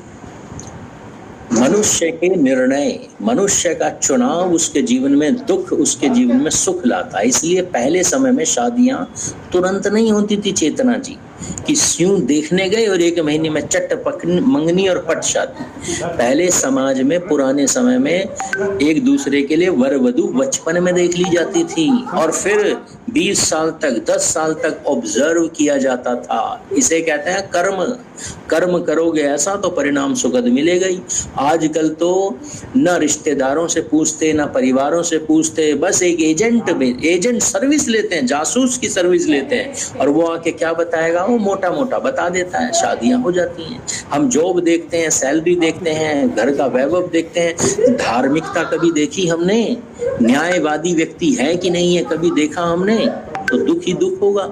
इसलिए अपने बच्चों की आगे से अगर शादियां करनी हो तो लंबा समय लीजिए ऑब्जर्व करने के लिए, व्यवहार देखिए, नेचर देखिए, न्याय देखिए, धर्म देखिए। ऐसा व्यक्ति अगर गरीबी भी कभी हो गया तो वह फिर से उत्थान कर सकता है, क्योंकि उसकी मोरल वैल्यूज बहुत हाई है। तो मोरालिटी देखिए, मर्यादाएं देखिए जीवन में लोगों की, तब विवाह कीजिए। लेकिन आपने भी जो बोला ये बात बिल्कुल सत्य है, बट अगर ऐसा है तो फिर उस चीज को रिपेयर कैसे किया जाएगा? 10 बार शादी तो नहीं हो सकती है, तो फिर उसी चीज को हम कैसे रिपेयर कर सकते हैं? हो गई उसे तोड़ने के लिए नहीं कह रहा हूँ, आगे के लिए कह रहा हूँ। जो हो गई उसे तो निभाना है, पर आगे अपने बच्चों को समाज में जानकारी आपको देनी है। ठीक है जी। जी, अन्य कोई प्रश्न किसी का? आचार्य जी, जिसकी शादी अब तक नहीं हुई है वो कैसे चुनाव करे? बुद्धि पूर्वक चुनाव करे। परमात्मा ने बुद्धि चुनने के लिए दी, तो चुनाव की शक्ति का प्रयोग करें, मेडिटेशन करें, इंट्यूशन पावर बढ़ाएं, निर्णय लेने की शक्ति बढ़ाएं। हमारी अष्टांग योग की कक्षा में हम ये सब चीजें सिखाते हैं, जुड़े उनसे और अच्छे निर्णय लेना शुरू करें। आइए अगले बिंदु। मेरा भी एक प्रश्न है जी। चलो, जब कुछ तो होता होगा ना कि हाँ ये चीजें होती है। आप देखें, जैसे अपन योग से जुड़ेंगे, योग की क्लास से भावी कब हो, उससे पहले अगर किसी का हो तो वो कैसे निर्णय ले? कुछ बिंदु तो होते होंगे ना सर, जैसे आप लोगों ने लिए तो कुछ तो होते होंगे ना। बिना, जब तक योग मेरे जीवन में नहीं था मेरे भी निर्णय गलत थे। सभी के निर्णय गलत होते हैं। योग जिसके जीवन में नहीं है वो कभी सही निर्णय, पूरी तरह सही निर्णय नहीं ले सकता। तो इसलिए योगमय होना बहुत जरूरी है। इसलिए अष्टांग योग जीवन में होना चाहिए। जल्दी से जल्दी सीखिए, इंट्यूशन की पावर बढ़ेगी। पहले स्त्रियों के भीतर इंट्यूशन पावर बहुत अच्छी होती थी। कोई बुरा आदमी जीवन में आया, स्त्रियां भांप लेती थी कि ये सही नहीं है, और आज उन्हीं बुरे लोगों से प्रेम कर बैठती हैं, लव जिहाद का शिकार हो जाती हैं। तो क्यों घटी इंट्यूशन पावर? क्योंकि जीवन में सात्विकता नहीं है, ध्यान नहीं है, योग नहीं है। तो योग होने से जीवन में इंट्यूशन की पावर बढ़ती है, सही निर्णय लेना आ जाता है। आइए विषय को आगे बढ़ाते हैं। प्रश्न जी मुकेश जी। आचार्य जी, मेरा ये कहना है कि जो ये शुद्ध क्या होगा, का इसका प्रमाण चाहिए, क्योंकि एक जो है आर्य समाज का पंडित है वो मानते नहीं है कि सर्वे भवन्तु सुखिनः ये उपनिषद का शब्द है। दिया है ना, प्रमाण दे दिया है मैंने, कमेंट बॉक्स में देखिए। ठीक है, वेद ऑनलाइन वेद.com वेबसाइट है, वहां पर जाकर इस मंत्र का अर्थ पढ़िए और आर्य समाजी को हाथ में पकड़ा दीजिए प्यार से। लड़ना नहीं है, अगर वो नहीं भी मानता तो लड़ना नहीं है, कोई बात नहीं, नहीं मानता उसके ना मानने से दुनिया थोड़ा ना रुक जाएगी। जो मान रहा है उसे मनाइए। अब इस मीटिंग में 100 लोग हैं, आधे नहीं मानेंगे तो मैं लड़ूंगा थोड़े ना आपसे। मत मानो, आपकी मर्जी, जी लो वैसे ही, सर्वे भवन्तु सुखिनः। मैं तो नहीं जीऊंगा। ठीक है, तो आइए आगे। विश्वारम का पूरा शब्द कभी बता दीजिए आचार्य। हाँ, मैंने अभी भेजा है, मैं उस सूत्र को भी लिख के भेज देता हूँ, उसे पढ़ लीजिएगा। इंद्रम वर्धन्तु अप्तुरः कृण्वन्तो विश्वमार्य अभघनन्तो अरावणः। इसका अर्थ आप देखिएगा, मैं सूत्र लिख कर भेज रहा हूँ कमेंट बॉक्स में, यहाँ से पढ़ लीजिए। आइए अब आगे बढ़ते हैं। अच्छा, मैं आपसे पूछना चाहता हूँ, जब हम संतान उत्पत्ति के लिए जाते हैं पति और पत्नी, तो क्या पति पत्नी, ऐसे पति पत्नी जिसमें मतभेद रहते हैं, जिनके आपस में प्रेम नहीं होता, लड़ते रहते हैं, शिकायतें करते रहते हैं, पति ने कुछ किया पत्नी शिकायत कर रही है, पत्नी ने कुछ किया पति शिकायत कर रहा है, प्यार का है ही नहीं फीलिंग। तो मैं आपसे जानना चाहता हूँ, क्या ऐसे परिवार में जहाँ प्रेम नाम की चीज ही नहीं है, क्या दिव्य संतान पैदा हो सकती है? क्या लगता है? नहीं पैदा हुआ गुरु। प्रेम तो होना ही चाहिए परिवार में, पति पत्नी के बीच प्रेम होना चाहिए। अब प्रेम अगर होना चाहिए तो प्रेम होता क्या है, ये मैं आपसे जानना चाहता हूँ। सच्चा प्रेम होता क्या है? बड़े बड़े विद्वानों ने प्रेम के बारे में बहुत सारी चीजें बताई। जैसे कई विद्वान कहते हैं सच्चे प्रेम में कोई शर्त नहीं होती। अरे जो शर्तों में हो वह तो व्यापार होता है। प्रेम हमेशा अनकंडीशनल होता है, अर्थात बिना शर्तों के होता है। और सच्चा प्यार कभी नहीं मरता, यह शाश्वत होता है। अगर सच्चा प्यार है ना, जिससे प्यार हो जाए सच्चा, वो कुछ भी करे कोई फर्क नहीं पड़ता। My love is unconditional, your action is irrelevant. ऐसा विद्वान कहते हैं कि तुम जो भी करो, प्यार तो हो गया ना एक बार, अब वो कभी नहीं मरेगा, अब मेरा प्यार हमेशा रहेगा। तो मैं आपसे जानना चाहता हूँ, क्या सच्चा प्यार ऐसा ही होना चाहिए कि नहीं होना चाहिए? होना चाहिए। नहीं है नहीं, तो क्या प्यार को व्यापार बनाओगे? शर्तों पे करोगे प्यार? कैसे आचार्य जी, एक दूसरे का हित चाहना ही प्रेम होता है। अनकंडीशनल ये शब्द अच्छे नहीं है, सब बेकार है। ठीक है, चलो अन्य कोई सदस्य। प्रेम परिभाषा क्या है? जो इस समाज में बुजुर्ग लोग हैं, बड़े अनुभवी लोग हैं, मैं उनसे जानना चाहूंगा प्रेम किसे कहते हैं?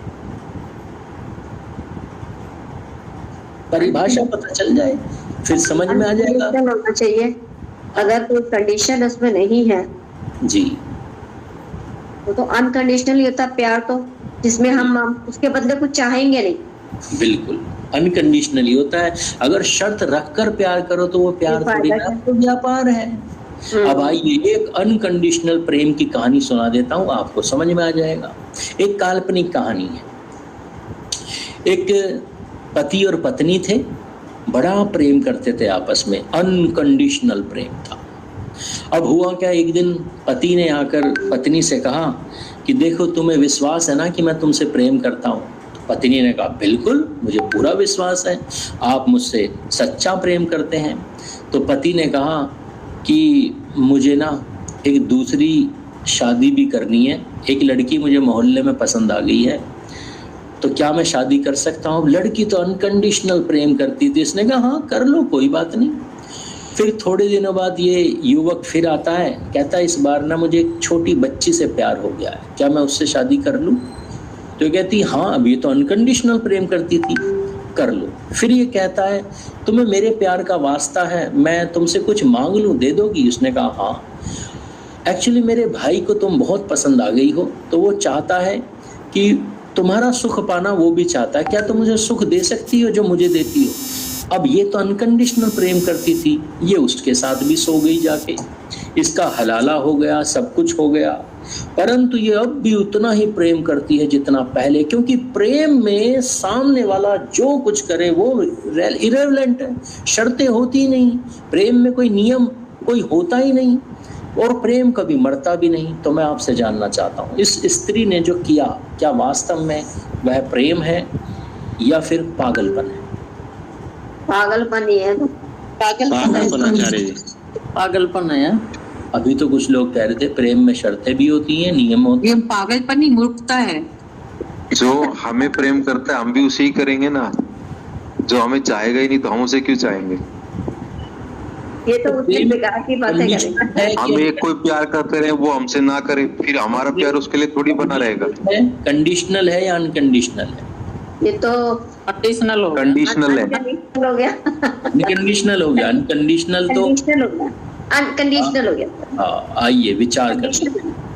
जानते हो माँ सीता श्री राम से कितना प्रेम करती थी? अरे राजा की पुत्री थी, राजा की पुत्री। उनके पिता ने उन्हें नाजों से पाला था, पलकों पर बिठाकर परवरिश की थी। और जब श्री राम से विवाह हुआ तो जानते हो श्री राम से विवाह भी क्यों हुआ? क्यों हुआ? इसलिए कि पिता ने बांध दिया? नहीं, श्री राम के गुणों को जांचा परखा। किनसे पूछा? ऋषियों ने आके बताया। और ऋषि कैसे होते हैं? ऋषियों का इंट्यूशन सुपर स्ट्रॉन्ग। ऋषियों ने जो कह दिया वह होता ही होता, इतनी पावर होती है ऋषियों की वर्ड। ऋषियों ने आके बताया माँ सीता को ऐसा है श्री राम। उसके गुणों को सुन सुन कर माँ सीता के मन में राम के प्रति प्रेम पैदा होता चला गया, समर्पण का भाव पैदा होता चला गया। और एक दिन पति ने कहा, राम ने कहा मैं तो वन जा रहा हूँ, अब मुझे वन जाना है। इतना प्रेम करती थी माँ सीता, उन्होंने कहा मैं भी आपके साथ ही वन चलूंगी। मैं आपसे पूछता हूं, श्री राम से माँ सीता ने योग्यता देखकर प्रेम किया या बिना योग्यता देखे ही प्रेम कर लिया था? योग्यता देख के किया था गुरुजी प्रेम। योग्यता तो उनके गुणों को देखा था। अच्छा, मान लो जंगल में जब माँ सीता का अपहरण हो जाता और श्री राम हनुमान जी के हाथ काल्पनिक एक खबर भिजवा देते कि भैया सीता, देवी सीता तुम अब वहीं रहो रावण के साथ ही, मैंने तो यहाँ दूसरा विवाह कर लिया और मैं यहाँ खुश हूं, तुम वहां रहो। रावण से मैं युद्ध नहीं कर सकता, मर जाऊंगा। रावण कहाँ शक्तिशाली, मैं कमजोर, मैं नहीं आ सकता तुम्हें बचाने। तो मुझे सच सच बताओ, माँ सीता के मन में राम के प्रति वही प्रेम रहता या कम हो जाता?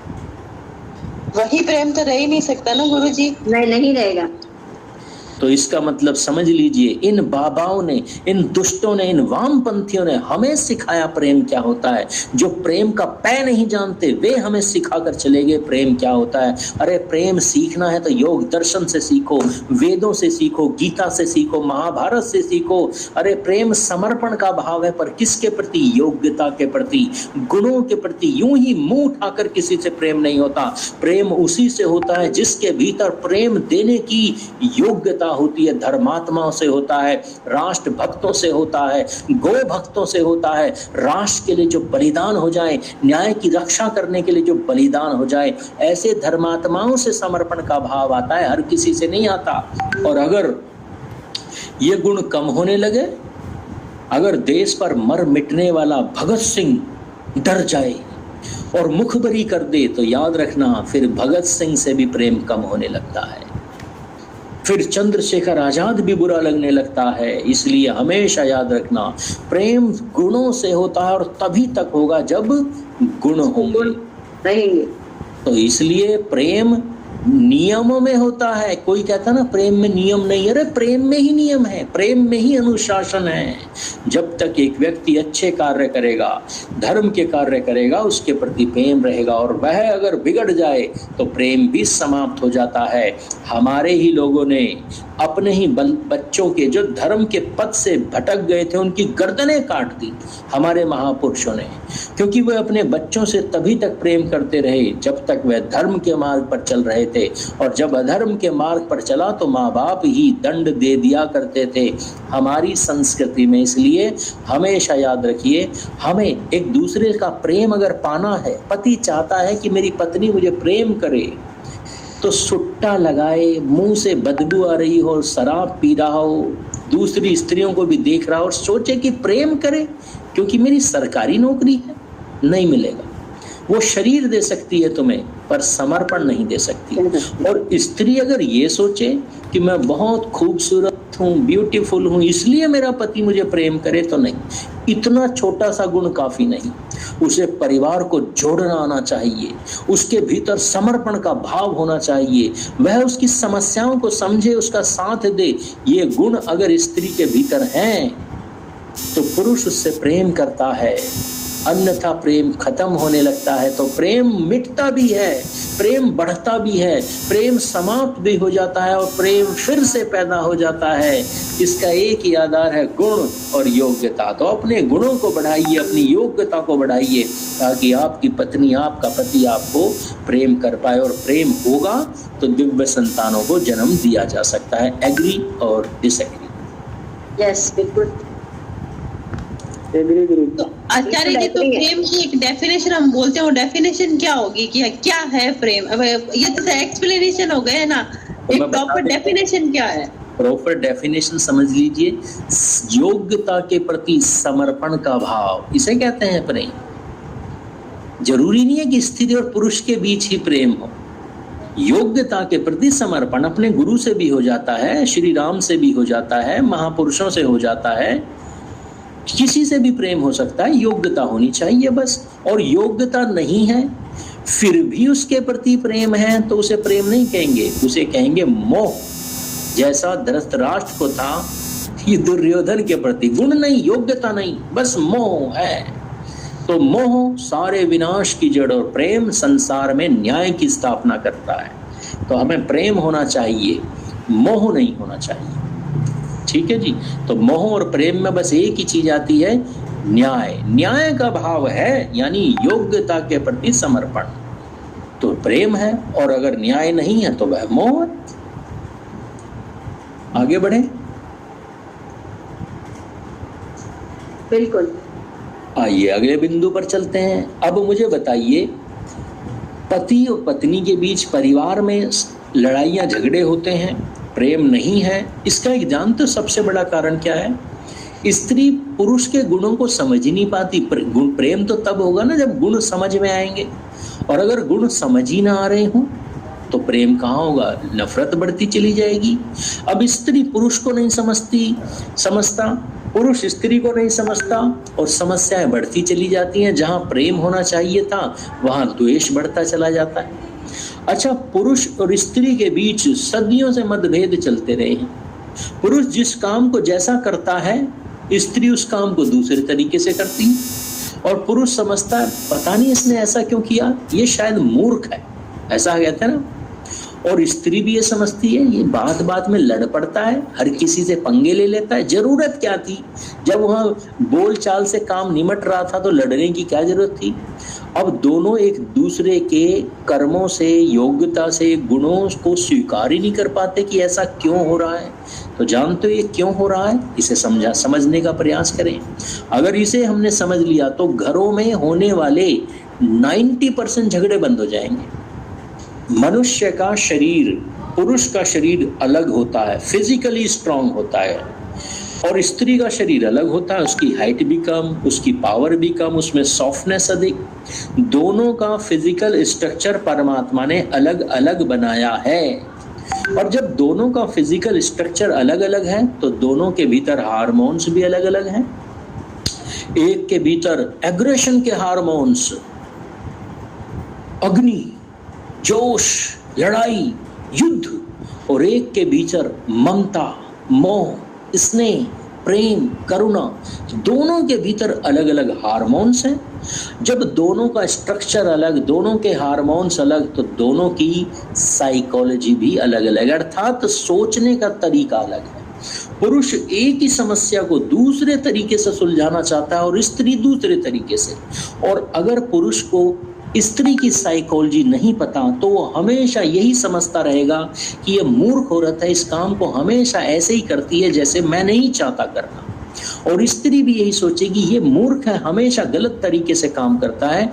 दोनों में से कोई भी गलत नहीं है, दोनों अपनी अपनी जगह सही हैं, क्योंकि दोनों की साइकोलॉजी परमात्मा ने ऐसी ही बनाई है। अगर एक दूसरे की साइकोलॉजी, मनोविज्ञान को हम समझने लगे तो परिवारों के झगड़े बंद हो जाएंगे, 90% तक बंद हो जाएंगे। एक कहानी में सुनाता हूँ अक्सर। केविन रिचर्डसन नाम का एक जियोलॉजिस्ट है जो जंगलों में शेरों के पास जाकर बैठ जाता है। जब उससे पूछा गया आप ऐसा कैसे कर लेते हो, तो वो कहता है मैंने बरसों अध्ययन किया शेरों के मनोविज्ञान पर।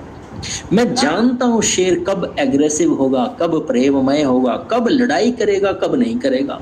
मैं वैसे ही सारे काम करता हूं, इसलिए शेरों के बीच भी रह लेता हूं। कहने का अर्थ है, जो पुरुष ऐसा कहते हैं ना, मेरी स्त्री, मेरी पत्नी तो बहुत लड़ती है, मैं उसके साथ नहीं रह सकता। अरे तुमने स्त्री के मनोविज्ञान को नहीं समझा। अगर तुम समझ लेते तो शेरनी के साथ भी जीवन आसान हो जाएगा। और अगर नहीं समझोगे ना तो माँ सीता भी आ जाए तुम्हारे जीवन में, तुम्हें वह भी बुरी लगेगी। इसलिए अगर हम एक दूसरे से प्रेम करना चाहते हैं, पति पत्नी आपस में प्यार से रहना चाहते हैं, सास और बहू आपस में प्रेम से रहना चाहती हैं, स्पेशली एक स्त्री जो अपना घर छोड़कर दूसरे के घर में आई है, अगर वो अपने ससुराल में सुख पूर्वक रहना चाहती है तो उसे एक चीज समझनी पड़ेगी, साइकोलॉजी। उसे समझना पड़ेगा मेरा ससुर कैसे सोचता है, मेरे देवर देवरानी कैसे सोचते हैं, मेरा पति कैसे सोचता है, मेरी सास कैसे सोचती है। ये साइकोलॉजी समझ में आ गई तो ऐसी स्त्री हर एक परिवार में रह सकती है, प्रेम पूर्वक रह सकती है। और इस साइकोलॉजी के बारे में हमारे वेदों में मंत्र दिए हुए हैं। जब हमारे यहाँ पर विवाह सूक्त है अथर्व कांड का, अथर्व वेद का जो 14वां कांड है उसका पहला सूक्त हमारे शास्त्रों में दिया गया विवाह सूक्त। इस विवाह सूक्त में अनेकों मंत्र हैं जो हमें इस साइकोलॉजी के बारे में बताते हैं, स्त्री और पुरुष के कर्तव्य बताते हैं उनकी साइकोलॉजी के आधार पर। कुछ कार्य स्त्री को ही करने हैं परिवार में और कुछ कार्य पुरुष को ही करने हैं। अच्छा, आपने टीवी पर ऐड देखा होगा जिसमें एक बाहर से नेबर आता है, पड़ोसी आता है, वह घंटी बजाता है और शर्मा जी से पूछता है, शर्मा जी आपका लड़का कहाँ है? तो वो कहता है देखो वो तो रोटी बना रहा है, और वो रोटी बना रहा है लड़का। फिर पूछता है आपकी बेटी कहाँ है? तो वो कहता है वो बाहर के काम करने गई है। तो ये मैसेज दिया गया कि स्त्री और पुरुष दोनों बराबर हैं, दोनों एक दूसरे के काम कर सकते हैं। स्वतंत्रता की दृष्टि से मैं कह सकता हूं प्रतिकूल स्थितियां हो तो बिल्कुल एक दूसरे के काम कर सकते हैं, परंतु परमात्मा ने दोनों के शरीर को अलग अलग बनाया है तो दोनों एक दूसरे का काम कॉन्फिडेंस से कंफर्टेबली नहीं कर सकते। इसलिए कुछ कार्यों में स्त्रियां रुचि दिखाती हैं, युद्ध में जाने में स्त्रियां रुचि नहीं दिखाएंगी। दिल से कहता हूं, प्रूफ के साथ कहता हूं। इसलिए संसार की जितनी आर्मी है पुरुषों से भरी हुई है।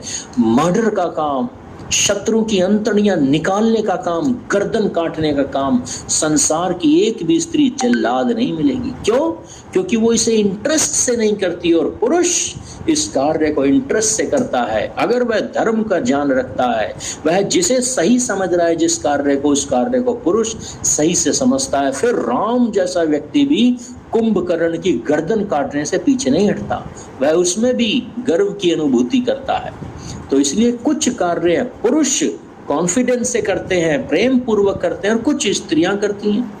तो साइकोलॉजी के हिसाब से वेदों ने कुछ कर्म डिवाइड किए हैं, कुछ स्त्रियों के कर्म हैं, कुछ पुरुषों के कर्म हैं। अगर हम वेदों की साइकोलॉजी को नहीं समझेंगे और मॉडर्न एडवर्टीजमेंट के द्वारा, मॉडर्न जनरेशन के द्वारा, कम्युनिस्टों के द्वारा, अंग्रेजों के द्वारा जो झूठ फैलाया जा रहा है, आजकल तो आपने देखा ही होगा स्त्री और पुरुष दोनों बराबर होते हैं।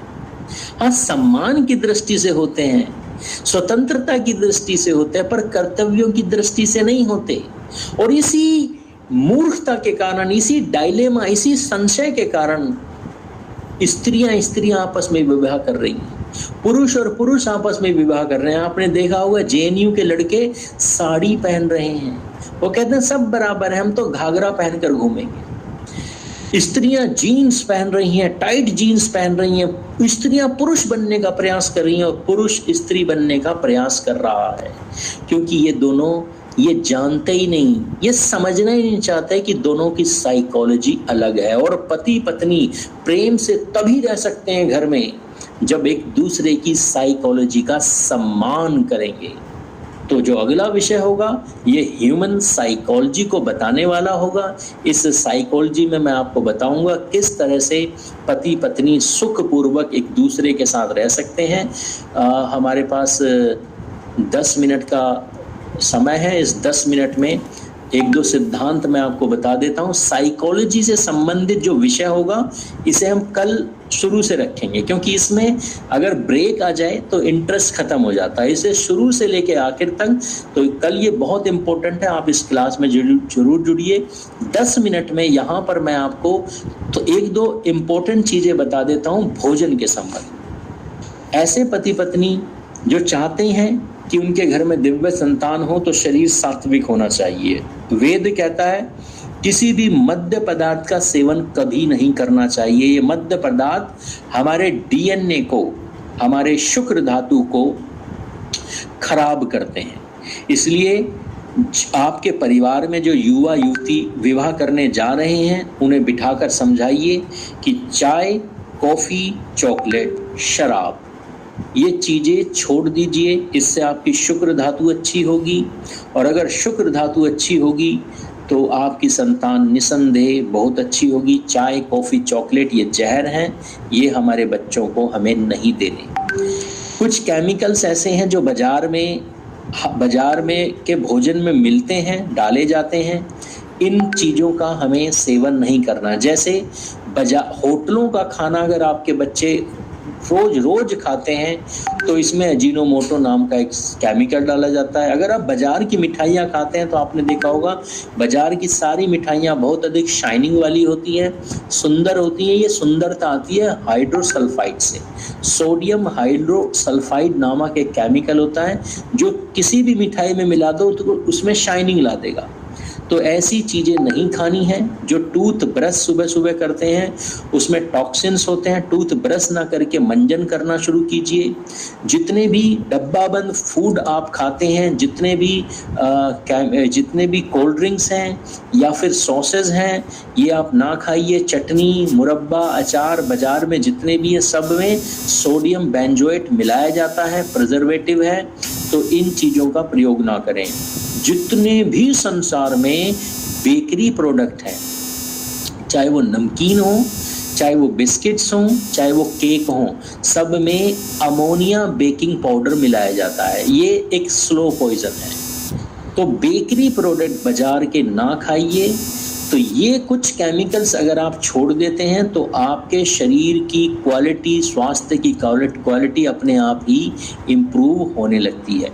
कुछ ऐसे फूड हैं जिन्हें आप लिख लीजिए, ये नहीं खाने चाहिए अगर आप दिव्य संतान चाहते हैं। जैसे चीनी, सफ़ेद चीनी, ये पूरी तरह से एक स्लो पॉइजन है। कैंसर बनाता है शरीर में, कोलेस्ट्रॉल की मात्रा बढ़ाता है, एसिडिटी बढ़ाता है, शरीर को भारीपन देता है। बंद कर दीजिए चीनी। खांड, लाल रंग की खांड, गुड़, बूरा, शक्कर, ये चीज़ खाइए। भैंस का दूध, जर्सी गायों का दूध जहर है, नहीं पीना। देसी गाय का दूध पीना शुरू कीजिए। कभी भी घर में डालडा और रिफाइंड ना खाएं, ये जहर है, बंद कर दीजिए। तो पीली सरसों का तेल खाइए, शुद्ध घी खाइए, बिलोना घी खाइए। सोयाबीन कभी नहीं खाना, सोयाबीन जहरीला पदार्थ होता है, स्लो पॉइजन है, कभी नहीं खाना। अंडा और मांस आप डाइजेस्ट नहीं कर सकते, खाएंगे अनेकों बीमारियां आएंगी। तो सोयाबीन, अंडा और मांस, ये तीनों ही जहरीले तत्व हैं। दिव्य संतान पैदा करना चाहते हैं तो इनका सेवन ना करें, शरीर को स्वस्थ बनाएं। कोई भी कोल्ड ड्रिंक, कोई भी नूडल, चाहे वो मैगी हो या पतंजलि हो, दोनों ही बराबर हानिकारक हैं, मत लीजिए। कोल्ड ड्रिंक कोई भी नहीं लेनी है, तो इन चीज़ों का प्रयोग करना बंद कर दीजिए। और कुछ भोजन हैं जिन्हें आप लिख लीजिए, जिन्हें आप निरंतर प्रयोग करना है। अगर आप अपने शरीर, अपने मन और अपनी शुक्र धातु यानी अपने वीर्य के गुणों को बढ़ाना चाहते हैं, उत्तम संतान पाने के लिए अपनी सप्त धातुओं को पुष्ट करना चाहते हैं, तो कुछ भोजन हमें रोज लेना है। जैसे शुद्ध देसी घी, ये डाइट का हिस्सा होना चाहिए, भोजन के साथ भी। और रात को सोते समय भी 2 चम्मच गर्म पानी से लेना शुरू करें। शरीर में बल बढ़ेगा, शरीर की शक्ति बढ़नी शुरू हो जाएगी। लाल मिश्री, संसार के सारे न्यूट्रिशन इसमें होते हैं। तो जो भी स्त्री और पुरुष ये देखते हैं कि उनका हीमोग्लोबिन कम है, कैल्शियम कम है, आयरन कम है, कोई भी मिनरल अगर शरीर में कम है, तो कैल्शियम और आयरन की कमी के कारण आगे चल के सिजेरियन ऑपरेशन होते हैं। तो इसलिए लाल मिश्री का सेवन शुरू से आरंभ कर दीजिए, 1 साल का टारगेट लीजिए। और लाल मिश्री, नारियल, कच्चा नारियल, पका नारियल या नारियल का पानी, इसका सेवन शुरू कर दीजिए। न्यूट्रिशन की बॉडी में कभी कमी नहीं आएगी। हरी सब्जियां खानी शुरू कीजिए। सर्दियों की सब्जियां सर्दियों में और गर्मियों की गर्मियों में खानी है। अन्न हमेशा घी डालकर पकाना है, सात्विक मसाले प्रयोग करने हैं। और गेहूं की रोटी बंद कर दीजिए। गेहूं दलिए और सूजी के रूप में तो ठीक है, परंतु रोटी के रूप में ऐसे लोग जो दिव्य संतान चाहते हैं, जौ की रोटी खानी शुरू कर दीजिए।